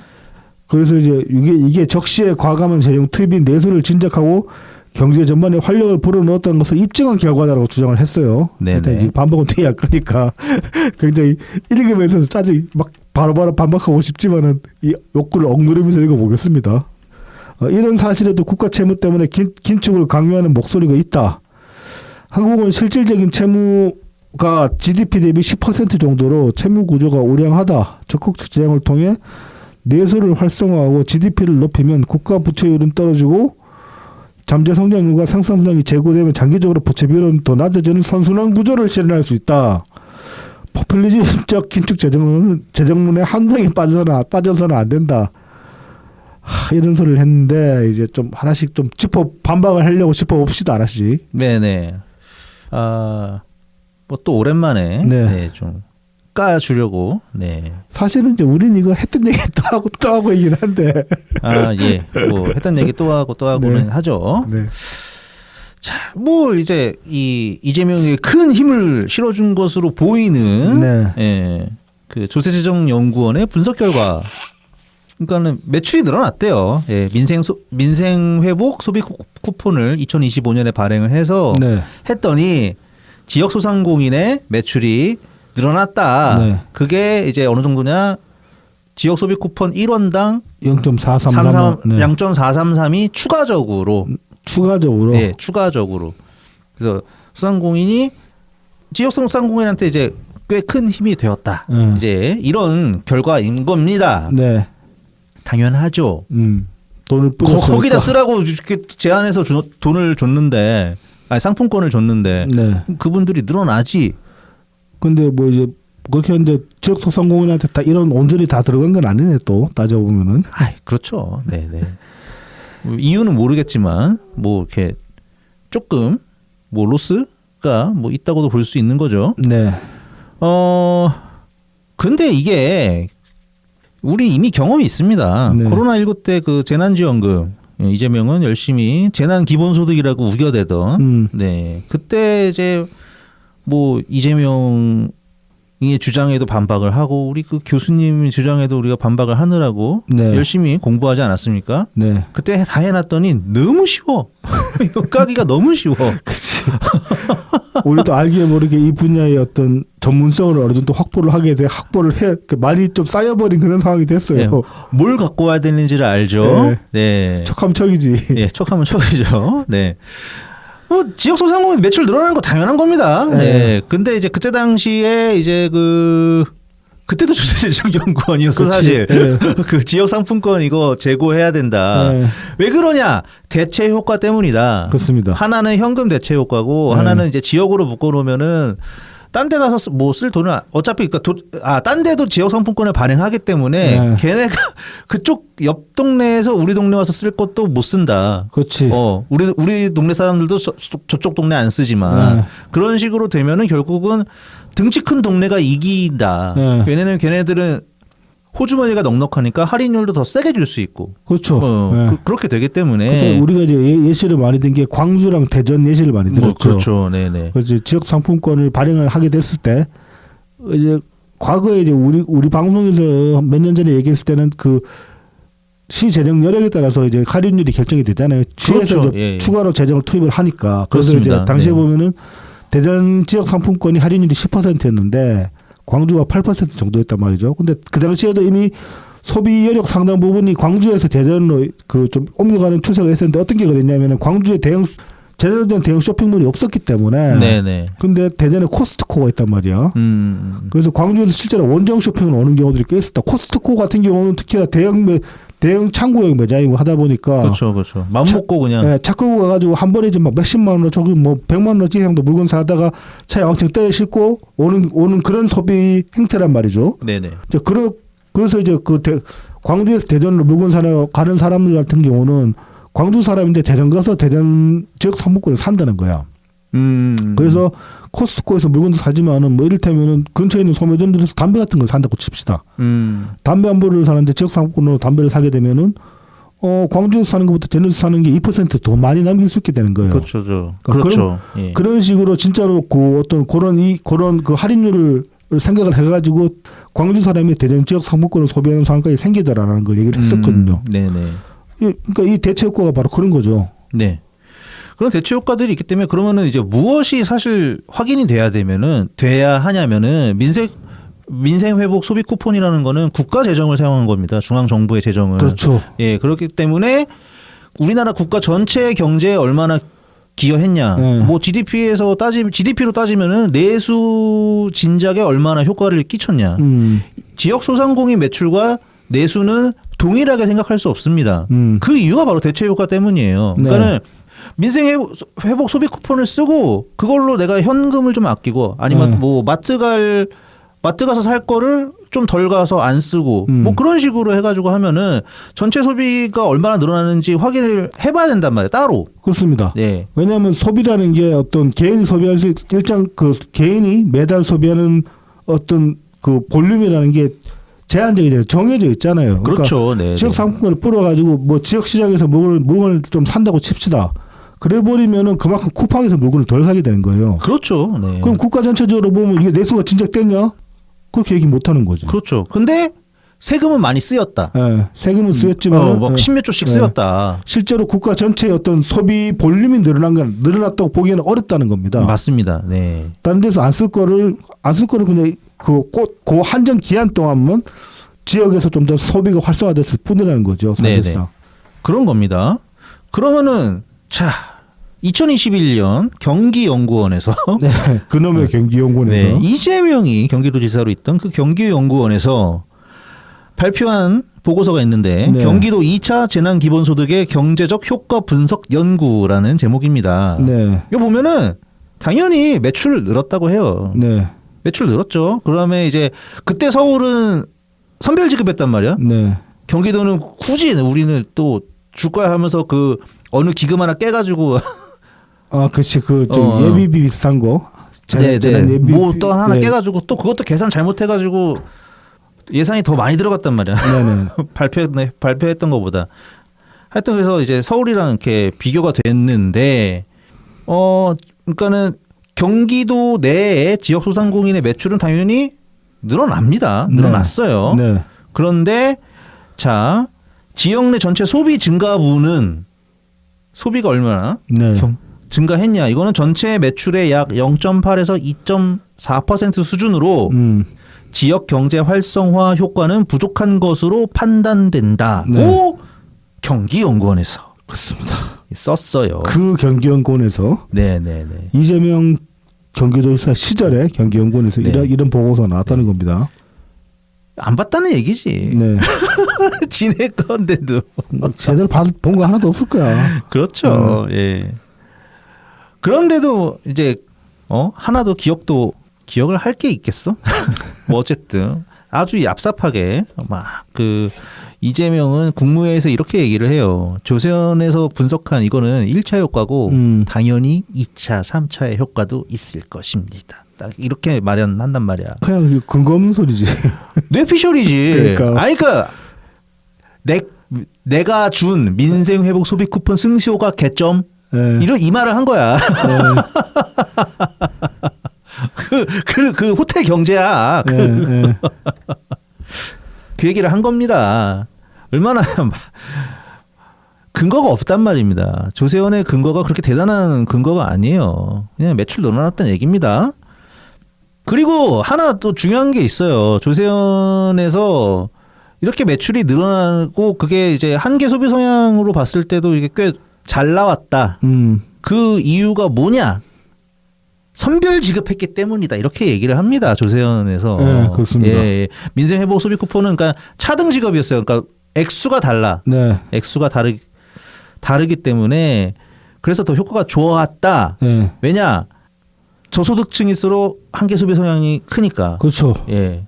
그러니까 정말 돈 없어서 쓸 돈이 없는 사람들한테는 주면은 그만큼 소비의 볼륨이 커지는 거죠. 네, 그렇습니다.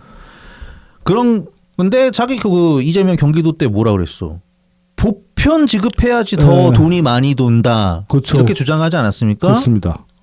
그래서 뭐 경제도 잡고 복지도 잡는 막 가재 잡고 도랑치는 뭐 그 와중에 이제 호텔 경제 같은 것도 만들고 그랬었죠. 그거부터 이미 얘기가 뒤집어지는 겁니다. 그렇습니다. 네, 뭐 자기 그 옛날 말 다 어디로 가고 말이 자기도 자기가 무슨 말인지 기억 못할 거야. 그럴 가능성도 있죠. 네. 네네네. 자, 그래서 이거 뭐 별거 아닌 거다. 네. 뭐 당연한 일이 벌어진 건데 뭐 대단한 것처럼 네. 그거 가지고 뭐 긴축 재정을 깐다고? 사실 포퓰리즘적 긴축 재정 하지 뭐 얘기하는데 이재명이 네.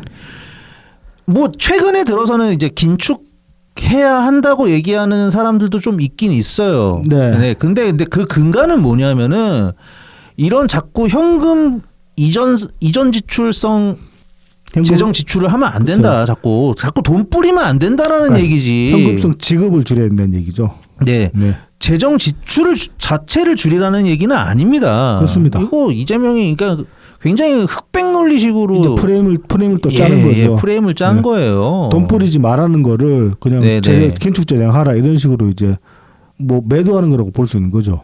네, 그렇습니다. 그러면서 최근에 이제 그 IMF에서 이제 대변인인가 하여튼 누가 이제 앞에서 한국 경제 기자가 한국에 대한 거를 질문을 했더니 뭐 한국 뭐 정부 부채 굉장히 뭐 양호하고 앞으로도 웬만하면 견조할 거고 뭐 이런 식으로 대답을 해줬다고 이제 막 또 그 링크 그렇죠. 갖고 와가지고 또 트위터에 올리지 않았습니까? 네. 그러면서 이제 막 국무회의 때도 그 얘기를 했어요. 한국의 국가 채무 구조는 굉장히 우량하다. 우리나라 아직 돈 쓸 힘이 많이 남아 있다. 여력이 많다. 예. 뭐 OECD 평균이랑 비교해도 어쩌고 그런 얘기를 많이 하죠. 이거 뭐 지겹지만 이렇게 얘기할 수밖에 없는데 당장의 수치보다 중요한 거 더 중요할 수 있는 거는 지금 추세가 중요하다. 추세하고 전망이 중요하죠. 예. 현재 늘어나는데 굉장히 급격하게 늘어나는 경향이 있다. 네. 다른 국가들에 비해서 물론 다른 국가들은 지금 걔네들 그 상태에서 우리처럼 늘어나면 죽어. 그러니까 다른 국가 비교 대상되는 다른 이미 막 그렇죠. 턱 밑까지 차오른 상황이기 때문에 물론 못 늘리는 것도 있긴 한데요. 그렇죠. 예, 그렇다고 뭐 그거 뭐 좋다고 쫓아갑니까? 그렇습니다. 그 속도로 굉장히 빠른 거 좋지 않다고 다시 한번 말씀을 드립니다. 그래서 이 추경 때 국회 예산 정책처에서 그 추경안 분석한 거에서도 나왔지만 우량하다고 하는데 아닙니다. 만만하게 볼 게 아니에요. 지금 현재 우리나라 국가 채무 중에서 그러니까 국채를 발행해서 생기는 적자성 채무의 증가 규모가 금융성 채무는 뭐냐면은 이제 외평채 같은 거예요. 네. 그러니까 외평채 같은 거 발행하면은 외국 애들이 이제 한국의 그 외평채를 사면은 달러로 산단 말이에요. 네. 그럼 우리는 이제 달러가 생겨. 네. 그렇기 때문에 이건 사실 그냥 달러 갚으면 돼. 그래서 이거는 금융성 채무라는 거는 이제 국가 세금을 들여서 이렇게 갚지 않아도 되는. 그러니까 이 외평채 같은 거 발행하면은 달러라는 자산이 바로 생기기 때문에 네네. 바로바로 막교환이 되는 이런 거를 이제 금융성 채무라고 하거든요. 네. 근데 지금 금융성 채무는 점점 비중이 줄어들고 있고 자꾸 국채를 발행하니까 적자성 채무 비중이 점점 올라가서 지금 현재 전체 채무 중에 70% 정도 수준까지 올라왔어요. 그리고 지금 이제 원래는 한 반반이었단 말이야. 그리고 발행하는 국채 그 기한이 점점 단기성 국채로 이제 나가는 추세가 있죠. 안 팔리니까. 예. 단기성 국채는 이자율이 더 셉니다. 그렇죠. 예. 이거 지금 국채를 발행하는 아니 사실 이자는 그러니까 10년 국채 이런 장기 국채가 당연히 기간이 더 오래지니까는 이자 자체는 더 붙죠. 액면가는 이자는 더 붙죠. 근데 이제 단기를 많이 찍으면 문제가 뭐냐면은 만기가 자꾸 빨리 돌아오잖아요. 그렇지 만기가 빨리 도래를 하죠. 예, 그러니까 카드 막기랑 똑같다고 생각하시면 됩니다. 예, 그렇죠. 카드 돌려막기 같은 그런 방식이라고 볼 수 있죠. 단기를 그리고 단기 국채를 많이 발행하면은 이제 장기 국채가 안 팔려. 네. 그 다음에 이제 점점 국채를 발행하기도 힘들어지기 때문에 나중에 뒤에 발행하는 국채는 금리를 더 붙여서 해줘야 팔린단 말이죠. 그러니까는 국채 발행할 때 그만큼 이제 부담이 더 늘어나는 거죠. 그 이제 앞서 말씀하신 그 그러니까 그 재정가 뭐 긴축이냐 확정 재정이냐 그 문제랑 지금 국채 발행 문제랑 엮어서 이제 이야기를 해보자면 그렇게 되는 겁니다. 결국 뭐 국채 발행하는 것까지도 저는 좋다 이겁니다. 뭐 근데 문제는 돈을 어떻게 쓰느냐의 문제란 말이죠. 사실은 쓰느냐 굉장히 중요하죠. 이게 이제 향후 어떤 우리나라의 어떤 발전 방향을 위한 뭐 이를테면 미래를 위한 투자다.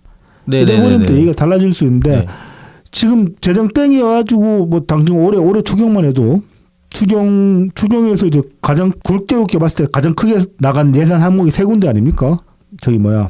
교부세랑 교부금 그러니까 그 우수리 떼고 4조 원씩 나오고 그 다음에 소비 쿠폰으로 4조 원 나온 거잖아요. 네, 그렇죠. 이래버리면 결국 그 지금 뭐 추경으로 집행한 예산 중에 뭐 R&D나 어떤 그 산업 기반에 관한 어떤 그런 보조금 같은 거는 1조 원도 안 된단 말이죠. 훨씬 적어요. 네.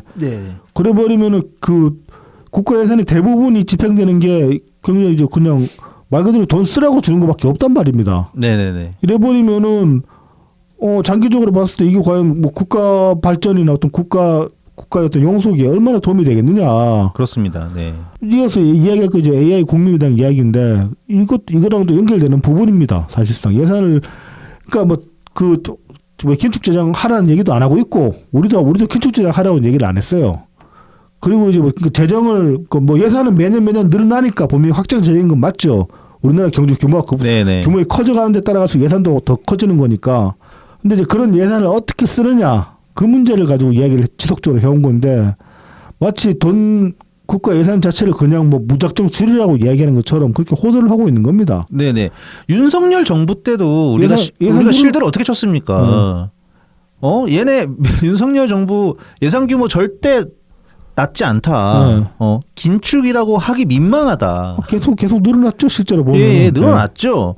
늘어났고 그리고 민주당이 태클 거는 건 뭐였어? 지역 상품권 발행 예산 깎지 말라고 그거 가지고 생떼 부린 거 아닙니까? 그렇습니다. 그거 없앴다고. 없앤 것도 아니야. 직접 안 줄 테니까 교부금으로 줄 테니까 알았어. 지자체 알아서 판단해서 발행을 하려면 하고 니네 알아서 해라. 다른 사업 하려면 하고 그 얘기였지. 근데 막 민주당 막 거품 물고 막 지역 상품권 예산 내놔라 막 이 난리를 폈죠. 지금 이제 정원을 찍으면 또 안 되겠다 싶었던 게 공약이라고 내가 최근 나온 것 중에 그게 있거든. 그 서울시 지역 상품권. 네네네. 서울시 이제 보조 예산을 오세훈이 언더 1조 밑으로까지 깎았거든요. 네네. 계속 줄여가지고 정원이가 이걸 2조 5천억으로 다시 늘리겠다고 그래요. 많다. 이거 대책 없거든 사실. 근데 오세훈 많이 내렸네. 네, 왜냐면 2조 정도 수준이 옛날 초창기 인천시가 그 정도 발행했어요. 많이 깠어요. 그건 저는 잘한 정책이라고 생각하거든. 저도 잘했다고 생각합니다. 예. 자, 뭐 아무튼 이제 재정 관련해 가지고 이런 식으로 이제 이상한 프레이밍 혹은 이제 그 언어 파괴 같은 행위를 이제 이재명이 언어 파괴 같은 그런 말을 했는데 이 와중에 또 이제 이번 주 초였나 그러니까 5월 11일이니까. 네네. 월요일. 네, 김용범이 이제 또 SNS에 페북에 이제 이상한 좀 굉장히 황당한 글을 하나 적었어요. 네네. AI 국민배당. 네, AI 국민배당. 네. 이거 가지고 뭐 시끄러웠죠. 막 장중이었지만 최종은 아니지만 막 주가가 5%까지 떨어지기도 했었고 물론 조금 뒤에는 다시 반등해가지고 그날 하루는 뭐 2.2%대 하락했다는 것 같더라고요. 이게 이제 이 글을 읽어보면은 뭐 이제 글이 굉장히 잔문입니다. 그래서 이제 일각에서는 이거 힘은 줬어요. 힘은 확실히 줬어. 김용범이 직접 쓴 게 아니라 AI 시켜가지고 쓰게 하고 살짝 다듬기만 했을 것이다 그런 얘기도 나오고 있는데 글 분량을 봤을 때 그 정도 쓸 수 있는 사람은 되죠. 아무튼 이제 이 글을 보면 한 3분의 2 정도는 내용을 충분히 이제 그래 맞다. 그러니까 동의할 만한 부분들이 있어요. 그러니까 대표적인 게 아니라 이제 이 글의 내용 중에 보면은 뭐 이제 AI 산업이 어떤 고속 성장화되고 있는 면이 있잖아요. 굉장히 급속하게 커져가고 급속하게 메인스트림화 되어가고 있잖아요. AI 산업 전반이. 네네네. AI는 기술이 산업 전반에 미치는 영향 같은 걸 따져봤을 때, 그래서 이제 그런 와중에 우리나라가 특히 AI 하드웨어 쪽, 칩셋 분야죠. 특히 칩셋이나 혹은 배터리 분야 같은데. 네네네. 하이밴드위스 메모리, 네. HBM 때문에 이제 그런 것들이 각광을 받고 있고. 그쪽 그러니까 AI 관련 핵심 기술을 우리나라가 보유하고 있는 것들이 있다. 그리고 그렇죠. 이런 것들이 이제 어떤 그 전세 글로벌적으로 어떤 독점 구조로 앞으로 나아갈 수도 있다. 그래서 이제 그런 장기적 관점을 가지고 이제 전망을 해보면은 향후에 이제 그 기업들이 벌어들이는 이윤이 지금부터 굉장히 막대한 초과 이윤을 거두게 될 수 있다고 전망할 수 있다. 뭐 그런 식으로 이제 빌드업을 했어요. 그러면서 이제 이 초과 이윤과 초과 세수를 뭐 사회 전반에 환원해야 된다. 말하자면. 네네네네. 근데 이제 환원하는 게 다른 게 아니라 돈 뿌려야 된다는 소리죠. 그 돈을 걷어가지고 네. 그런 소리를 한 겁니다. 네. 그러니까 다시 한번 제가 이제 축약해서 네. 정리를 하기 때문에 지금 이제 AI가 자꾸 각광을 받고 있고 거기서 지금 뭐 삼성, 하이닉스 이런 기업들이 네. 어마어마한 매출을 올리고 있죠. 근데 네네. 이 상태가 어떤 반도체 사이클 때문에 생긴 일시적인 호황이 아니라 네. 장기적으로 계속 이런 식으로 될 가능성이 매출을 있다. 네. 올릴 수 있는 상황이 된다. 네. 예, 왜냐하면 AI가 지금의 현재 AI 말고 뭐 피지컬 AI 그다음에 이제 국가 주도형 소버린 AI 다양한 뭐 AI가 계속 개발이 되려고 하고 있기 때문에 그쪽으로 네. 돈이 쏠리면서 삼성과 하이닉스가 장기적으로 엄청나게 팔아먹을 것 같다. 그래서 이 AI는 그래서 단순한 상품이 아니라 하나의 어떤 산업 인프라처럼 작동을 하기 때문에 각 산업 분야에 사용이 될 수 있기 때문에 실제로도 지금 많이 침투해 있죠. 네네. 생각보다 훨씬 더. 그래서 AI 때문에 많은 돈이 흘러 들어올 것 같다. 그리고 이제 삼성이나 하이닉스 아니면 국내 그런 관련 기업들이 굉장히 독보적인 위치를 갖고 있기 때문에 왜냐하면 이제 가전도 잘 만들고 이런 거 하다 보니까 기술적으로 그러니까는 잘만 하면 기술적 독점 체제까지도 가능할 수도 있다. 그래서 돈이 막 들어오는데 이 성장은 어떤 성장이냐? 지금 현재 같은 K자 성장이 될 가능성도 굉장히 크다. 그렇죠. 독점적인 성장이 되는 거죠. 네네. 그러니까 빈부격차가 더 커지고. 네네. 양극화도 더 심해지고. 그래서 이렇게 추가적으로 생기는 이윤. 그러니까 네. 기업은 초과 이윤이 생기고 그래서 나라는 초과 세수가 생기고 이거를 이 초과 세수를 어떻게 나눌까? 이거 사회적 합의를 빨리 해야 된다. 근데 나는 국민 배당금이 괜찮을 것 같은데 이런 얘기를 한 겁니다. 한 거죠. 예. 자, 그래서 일단 뭐 AI 잘 될 것 같기도 해요. 예. 일단은 근데 그러니까 확실하게 공감할 수 있는 거는 그거죠. AI가 단순한 어떤 소프트웨어 산업이 아니라 새로운 산업 인프라다. 이거는 뭐 굉장히 저도 뭐 공감하는 바입니다. 네. 근데 이제 한국이 그 인프라 전환의 중심이 된다? 이거는 단정하기 쉽지 않습니다. 네. 그리고 아까 이제 뭐 기술 독점형 체제, 그러니까 그냥 단순히 그 수출국 국가에서 기술 독점. 그러니까는 무조건 이거는 삼성이나 하이닉스 한국에 맡겨야 된다. 이런 식으로 기술 독점 체제가 될 수 있냐? 그것도 저는 쉽지 않다고 봅니다. 왜냐하면은 이렇게 돈이 되는 건 아는데 가만히 있겠냐고 다른 애들이 반도체 만드는 애들이. 그러니까 당장의 경쟁자만 해도 맨날 그 얘기가 나오는 뭐 대만의 TSMC 같은 그런 회사들도 그쵸. 있고 네. 미국의 마이크론에도 지금 뭐 돈 엄청 투자하겠다고 하잖아요. 미국에서. 네네. 미국의 마이크론 있고 중국 지금 이제 많이 옛날 치고 올라오고 있죠. 네, 그래서. 옛날 삼성에서 만들던 뭐 싸구려 디램들 네.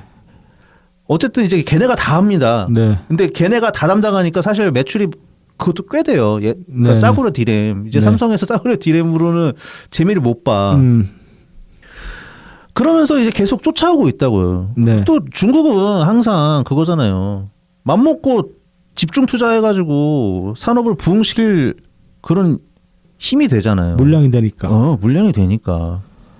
반드시 못 따라잡는다고 장담 못합니다. 네. 그리고 일본도 관심이 있어. 다시 한번 우리 일본 옛날처럼 반도체 잘 만들던 그 일본으로 한번 해보자 하면서 국가 프로젝트 비슷하게, 그러니까 여러 회사들이 지분 참여를 해가지고 막 도시바, 막 소니, 막 이런데 네네. 이런 데 모여가지고 레피더스라는 하나의 연합 회사를 하나 만들었어요. 네네. 이제 여기서 이제 반도체를 생산하려고 해. 게다가 국가 지원, 일본 정부 지원이 엄청 들어가고 경쟁자들이 있다. 그러니까 우리나라가 1등 자리를 빼앗기지 않을 수는 있어도 시장 점유율을 항상 독점하게 네. 되기는 글쎄. 그거는 그러니까 경쟁을 계속 잘 해서 승리해야지만 김용범 실장이 생각하는 그런 기술 독점 체제가 완성이 되는 거죠. 그러니까 이제 굉장히 낙관적인 전망을 근거로 하고 있다는 겁니다. 네. 그래서 쉬운 일이 아니다. 네. 어쨌든. 그러니까 근데 어쨌든 그 위치를 유지하려고 해도 그럼 유지비 들어가야 되잖아요. 네. 예. 그렇지. 계속 경쟁해야 되니까. R&D랑 생산 설비 이제 뭐 업그레이드하고 확충하는 계속 늘려가는데 그렇죠. 계속 써야 되는 겁니다. 네, 네. 그러니까 돈 들어갈 일이 많다. 예. 그냥 거저되는 거 아니다. 네. 자, 그다음에 이제 초과 이윤이라는 얘기를 하셨는데요. 네. 뭐 초과 이윤 얘기 많죠. 네. 기존에 저는 이제 예전에 부동산 얘기할 때 많이 들어봤던 것 같아. 네. 건설사들이 너무 많이 챙겨 먹는다. 그치. 네. 그래서 맨날 뭐 아파트 원가 공개라 뭐 그런 주장들도 이제 시민단체를 통해서 있어 왔었고 뭐 그런 것도 있었는데 이제 이게 여기까지 온 거예요. 초과이윤 개념이라는 게. 네. 근데 경제학적으로 초과이윤 개념이 있기는 있다고 합니다. 근데 이거는 굉장히 약간은 약간이 아니지 상당히 추상적이다. 왜냐? 경제학에서 말하는 초과이윤의 정의가 그렇습니다. 일단 정상이윤이라는 게 있어야 돼요. 네네. 정상이윤. 그래서 실제 얘네들이 번 돈에서 정상이윤을 빼면은 그 차액만큼이 초과이윤인 거야. 그러면 이제 이거란 말이죠. 정상이윤이 과연 뭐냐. 우리 그 작년이죠. 그 유명 유튜버 슈카가 그 ETF 베이커리인가 그래서 이제 소금빵 예. 가지고 소금빵 원가가 얼만데 얘네는 뭐 이렇게 그 가격으로 우리는 못 판다. 막 네. 난리가 난 적이 있었죠. 네네. 소금빵. 그러니까는 보통 사람들이 가장 많이 생각하는 거는 원가 대비를 생각한다고요. 네. 원가 대비를 생각하는데 사실 근데 원가만 생각할 건 아니죠. 뭐 기술 특히 반도체 같은 경우는 이제 기술을 개발을 하던 비용. 그렇죠. 그다음에 이제 양산을 했을 때 양산 수요를 올리기 위한 또 공정 확보 비용. 그다음에 뭐 당연히 이제 기본으로 마케팅 비용 뭐 있을 그쵸. 거고 그다음에 네. 막 직원들 임금에 뭐에 뭐 다 들어가잖아요. 그러니까 그 모든 걸 다 그러니까 생산비 네네. 그러니까 단순히 재료비만 들어간 게 아니라 재료비에 생산비까지 포함하고 그다음에 이제 그 이제 마케팅이랑 그러니까 말하자면 네네네. 그러니까 여러 홍보 비용 같은 걸 다 포함한 걸 이제 원가로 봐야 되는 거죠, 사실상. 네네. 그러니까 정상이윤이라는 거는 정확하게 딱 이게 정상이윤이다 말하기 어려운 겁니다. 뭐 이제 통상적으로는 그렇게 얘기할 수 있겠지. 기업이 이제 책정하는 마진. 예. 그 마진이 이제 정상이윤이라고 얘기할 수 있겠죠. 근데 그게 남이 봐서는 사실 잘 모르는 거거든. 그쵸. 그러니까 추정을 할 뿐이지. 네. 이 정도는 될 네. 거다. 그래서 그 이제 그런 식으로 좀 이제 개념화 시켜보면 초과 이윤이라는 거는 수요가 폭발적으로 증가를 하면서 이제 수요 측에서 가격을 올려버리게 돼가지고 당초 기업이 상정했던 마진 이상을 벌어들이게 되는 경우들. 그렇죠. 그런 거라고 볼수 있겠죠. 그런 거 네. 이제 해당이 되죠. 네. 그러니까는 기본적으로는 그러니까 초과 이윤이 좀 명확하게 되는 게 있는데 경우가 있는데 네. 이제 아까 말씀하셨던 뭐 어떤 재난 상황에 의해서 갑자기 가격이 폭등해가지고 네. 그래서 평소에 벌어들이던 이익보다 많이 벌었다. 뭐 이제 예를 들자면은 그런 것들이 있습니다. 비디오 카드가 그러니까 PC에 들어가는 비디오 카드 같은 경우에 그 과거에 이제 코인 채굴하면서 코인 채굴하는데 이제 비디오 카드가 필요하잖아요. 그래픽 카드 품귀 현상이 일어났었죠. 고성능 비디오 카드가 필요하니까 그 말씀하신 것처럼 그쪽으로 비디오 카드를 대량 물량이 쏠려버리면서 시장의 품귀 현상을 빚다 보니까 당초 기업이 이제 출시했던 출고가보다 훨씬 높게 팔리는 상황들이 나타났단 말입니다. 네네네. 그 돈 제값 주고도 물건을 구할 수 없게 되는 상황이 되니까 그때 그러면 이제 그렇게 그런 상황이 그렇게 되면은 그때 막 비디오카드 가격이 2배씩 뛰고 그랬었거든요. 네네, 그렇죠. 그러면 이제 기업들이 그만큼 초과이윤이 발생하게 되는 거죠. 네네네. 뭐 그리고 이제 이번에 올해 같은 경우는 뭐 이란 전쟁 때문에 네. 생긴 어떤 석유류 가격들 그런 것들도 있고. 예. 네.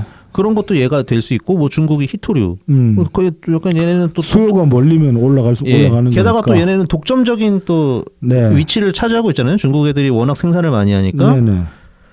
그러니까는 부르는 게 값이 될 수 있는 거죠. 네. 그다음에 뭐 이런 경우에도 해당되죠. 뭐 재난 같은 상황이 펼쳐졌을 때 예를 들어서 몇 년 전일지 정확하게 왜 텍사스에서 갑자기 한파가 와가지고 전기요금 미친 듯이 올라갔던 때가 있었죠. 네네. 네, 그런 거에서도 그러니까 전기를 공급하는 전기 판매 회사들은 막대한 이득을 챙길 수 있었다. 그렇습니다. 그러니까 이런 어떤 특별한 경우는 초과이윤이 있다.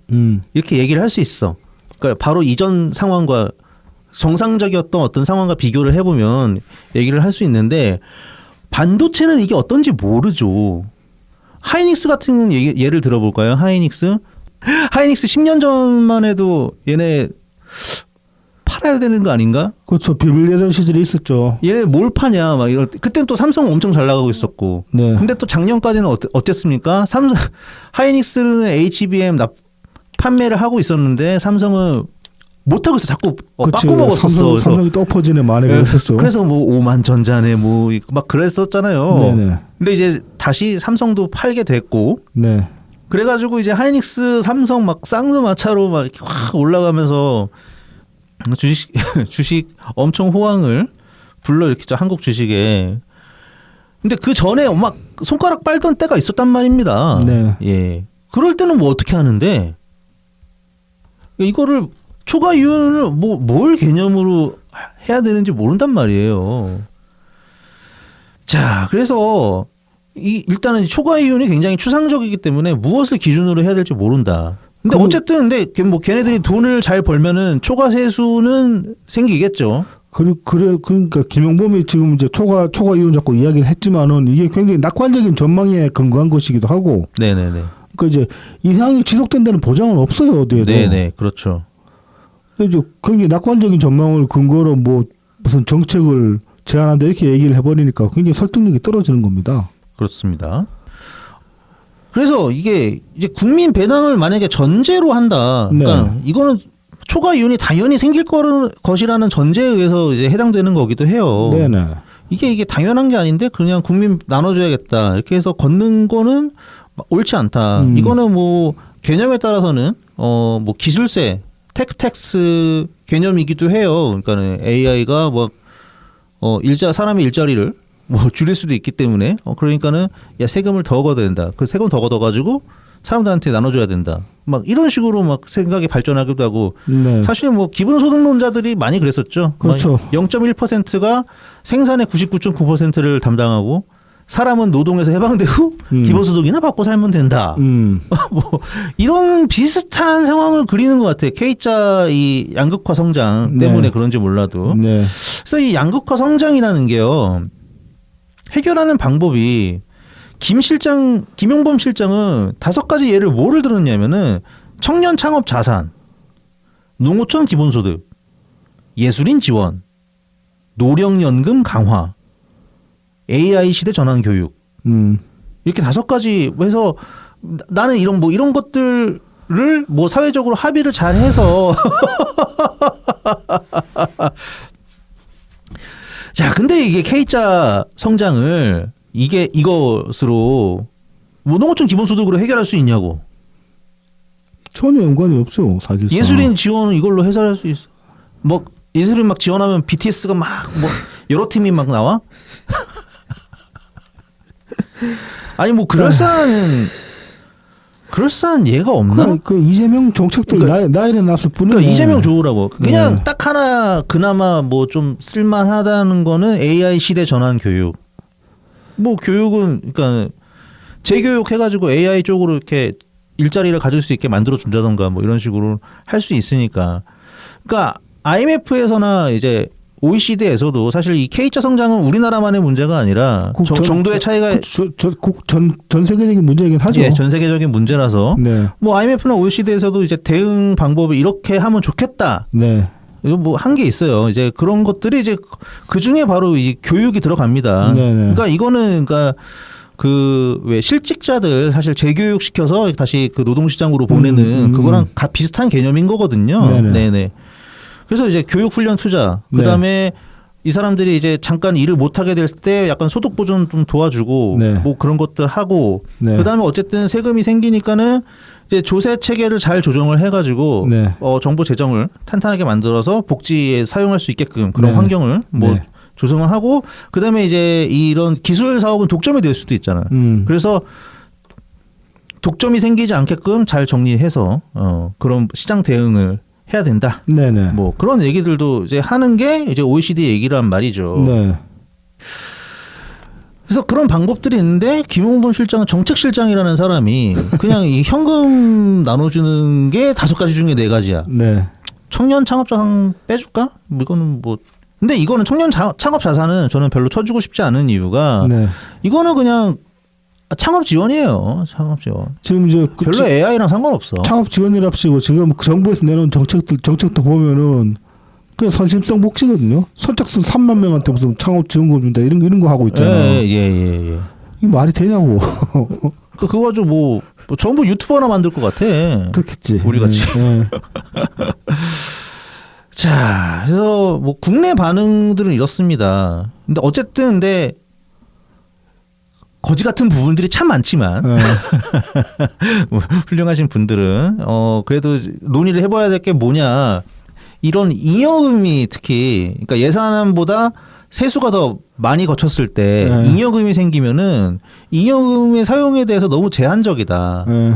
그래서 이런 것들을 손을 좀 봐야 되지 않을까라는 그런 얘기들이 있어요. 네. 그러니까 지금 뭐 잉여금이 생기면은 잉여금의 70%는 거기서 국채 상환도 하고 그다음에 그놈의 잉여금 지방에 또 보내고 교육청에 보내고 그것도 해야 되고 네.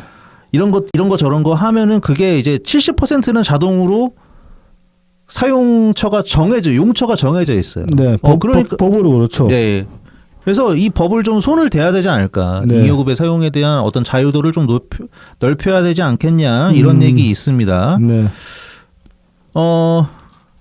우석진 명지대 경제학과 교수급 같은 분은 이런 말씀을 하셨어요. 초과 세수가 발생하면 무엇보다 재분배할 수 있는 채널을 시급히 확보해야 한다. 그러니까 기업 성장 바탕에 국가의 전력망과 인프라, 세금 감면 등의 지원이 있었던 것만큼 그 성과를 사회적으로 환원할 장치를 고민해야 한다. 근데 이거는 뭐 사실 개인도 인프라 안 쓰고 사는 사람 있습니까? 국가 인프라? 그렇죠. 네. 그리고 뭐 기업은 세금 안 내나? 그러니까 세금 내잖아요. 뭔가 이제 자꾸 희생한 것처럼 사회의 희생을 바탕으로 뭐 기업이 성장한 것처럼 그런 서사를 만들고 싶어 하는데 그러면 기업이 대체 왜 필요하냐고. 좀 말이 되는 소리를 게다가 해야지. 뭐 기업은 또 고용도 하고 그렇죠. 임금도 주면서 네. 그 과정에서 또 사실 더 큰 거는 그러니까 임금은 노동에 대한 대가니까 네. 사실 당연히 줘야 되는 거예요. 근데 네. 그 가운데서 그뿐만이 아니라 뭐 4대 보험 이렇게 해가지고 뭐 고용보험도 일부 부담하고 건강보험료도 부과하고 국민연금도 부담하고 기업이 다 일부 막 보조하는 것들이 많이 있잖아요. 기금에 대해서 여러 가지 역할을 하고 있는 겁니다. 그런데 뭐 그냥 공짜로 한 것처럼 그리고 세금 감면 얘기하시는데 처음에 이득이 안 나니까 그렇죠. 사실 별로 거둘 게 없을걸? 나중에 근데 이익이 막 많이 올라가면은 법인세 걷잖아요. 그만큼 나오죠. 또 세금이. 예. 개인 소득세도 그렇지만 법인세도 누진적입니다. 네. 뭐 그게 정 모자라다 생각이 들면은 그거를 조정을 해서 할 생각을 해야지. 마치 그 눈먼 돈 생겼다는 것처럼 초과세수, 초과율에 단기적으로 눈먼 돈이 생길 수도 있죠. 근데 그게 계속될 거라는 보장이 없단 말이야. 무엇보다. 그렇습니다. 설레발을 엄청 심하게 치고 있는 겁니다. 지금. 네네. 자, 그래서 이제 뭐 이런 이 김용범의 글에 관해서 이제 블룸버그가 12일날 보도를 했죠. 이것 때문에 지금 한국 주식값 떨어졌다.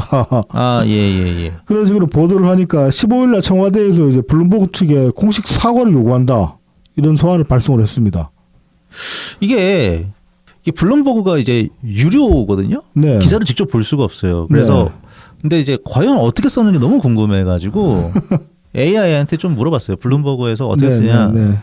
그래서 이제 AI가 그 블룸버그 인용 보도를 하는 다른 외신들 이렇게 자료들을 취합을 해가지고 보도를 했는데 블룸버그 보도한 거는 김용범 때문에 주가가 떨어졌다 이런 식의 보도가 아니고 그런 원인과 결과식으로 보도한 게 아니고 시장의 김용범이 SNS에 올린 거에 대한 시장의 반응이 여러 해석이 나오면서 출렁임을 보였다 뭐 이런 식으로 썼다고 하더라고. 블룸버그 기사 자체는 김용범 때문에 떨어졌다가 아니라 그러니까 사실상 항의 받을 만한 내용은 아니라는 거지. 왜냐면은 김용범 때문이다 했으면 그래 뭐 좀 뭐 항의를 할 부분도 뭐 있을 수 있나? 모르겠다. 아니 무슨 외국 언론을 우리나라 언론 다루듯이 있어. 그리고 이 블룸버그는 사실 이재명 정권 그 들어서 나가지고 주가 팍 뛸 때 이재명 정권이 그 주식 주가 부흥 정책 했다 뭐 그런 식으로 굉장히 좀 긍정적으로 보도하기도 했었거든요. 그때는 좋다고 그러더니만은 그렇군요. 이런 식으로 또 이제 우리나라 언론 대하듯이 뭐 지랄을 그러니까 하고 있다. 오히려 문제가 될 것 같아요. 이거 일단 블룸버그 CR도 안 먹히지 이렇게 얘기해봤자. 네임드 언론인데 미운털 박힐 걸. 그러니까. 과연 오히려 뭐가 좋을까? 아무튼 뭐 정치실장이라 하시고 지난주도 그렇고 이번 주도 계속 이런 식으로 학자적 양심을 팔아먹는 소리를 하고 있다. 아 예. 네, 나이브 TV는 실망했습니다. 네. 뭐 그런 말씀을 녹음 시간 관계상 끝으로 드리면서 네네. 오늘은 이만 마치보도록 하겠습니다. 예, 저희는 다음 주에 다시 찾아뵙겠습니다. 네, 감사합니다. 감사합니다.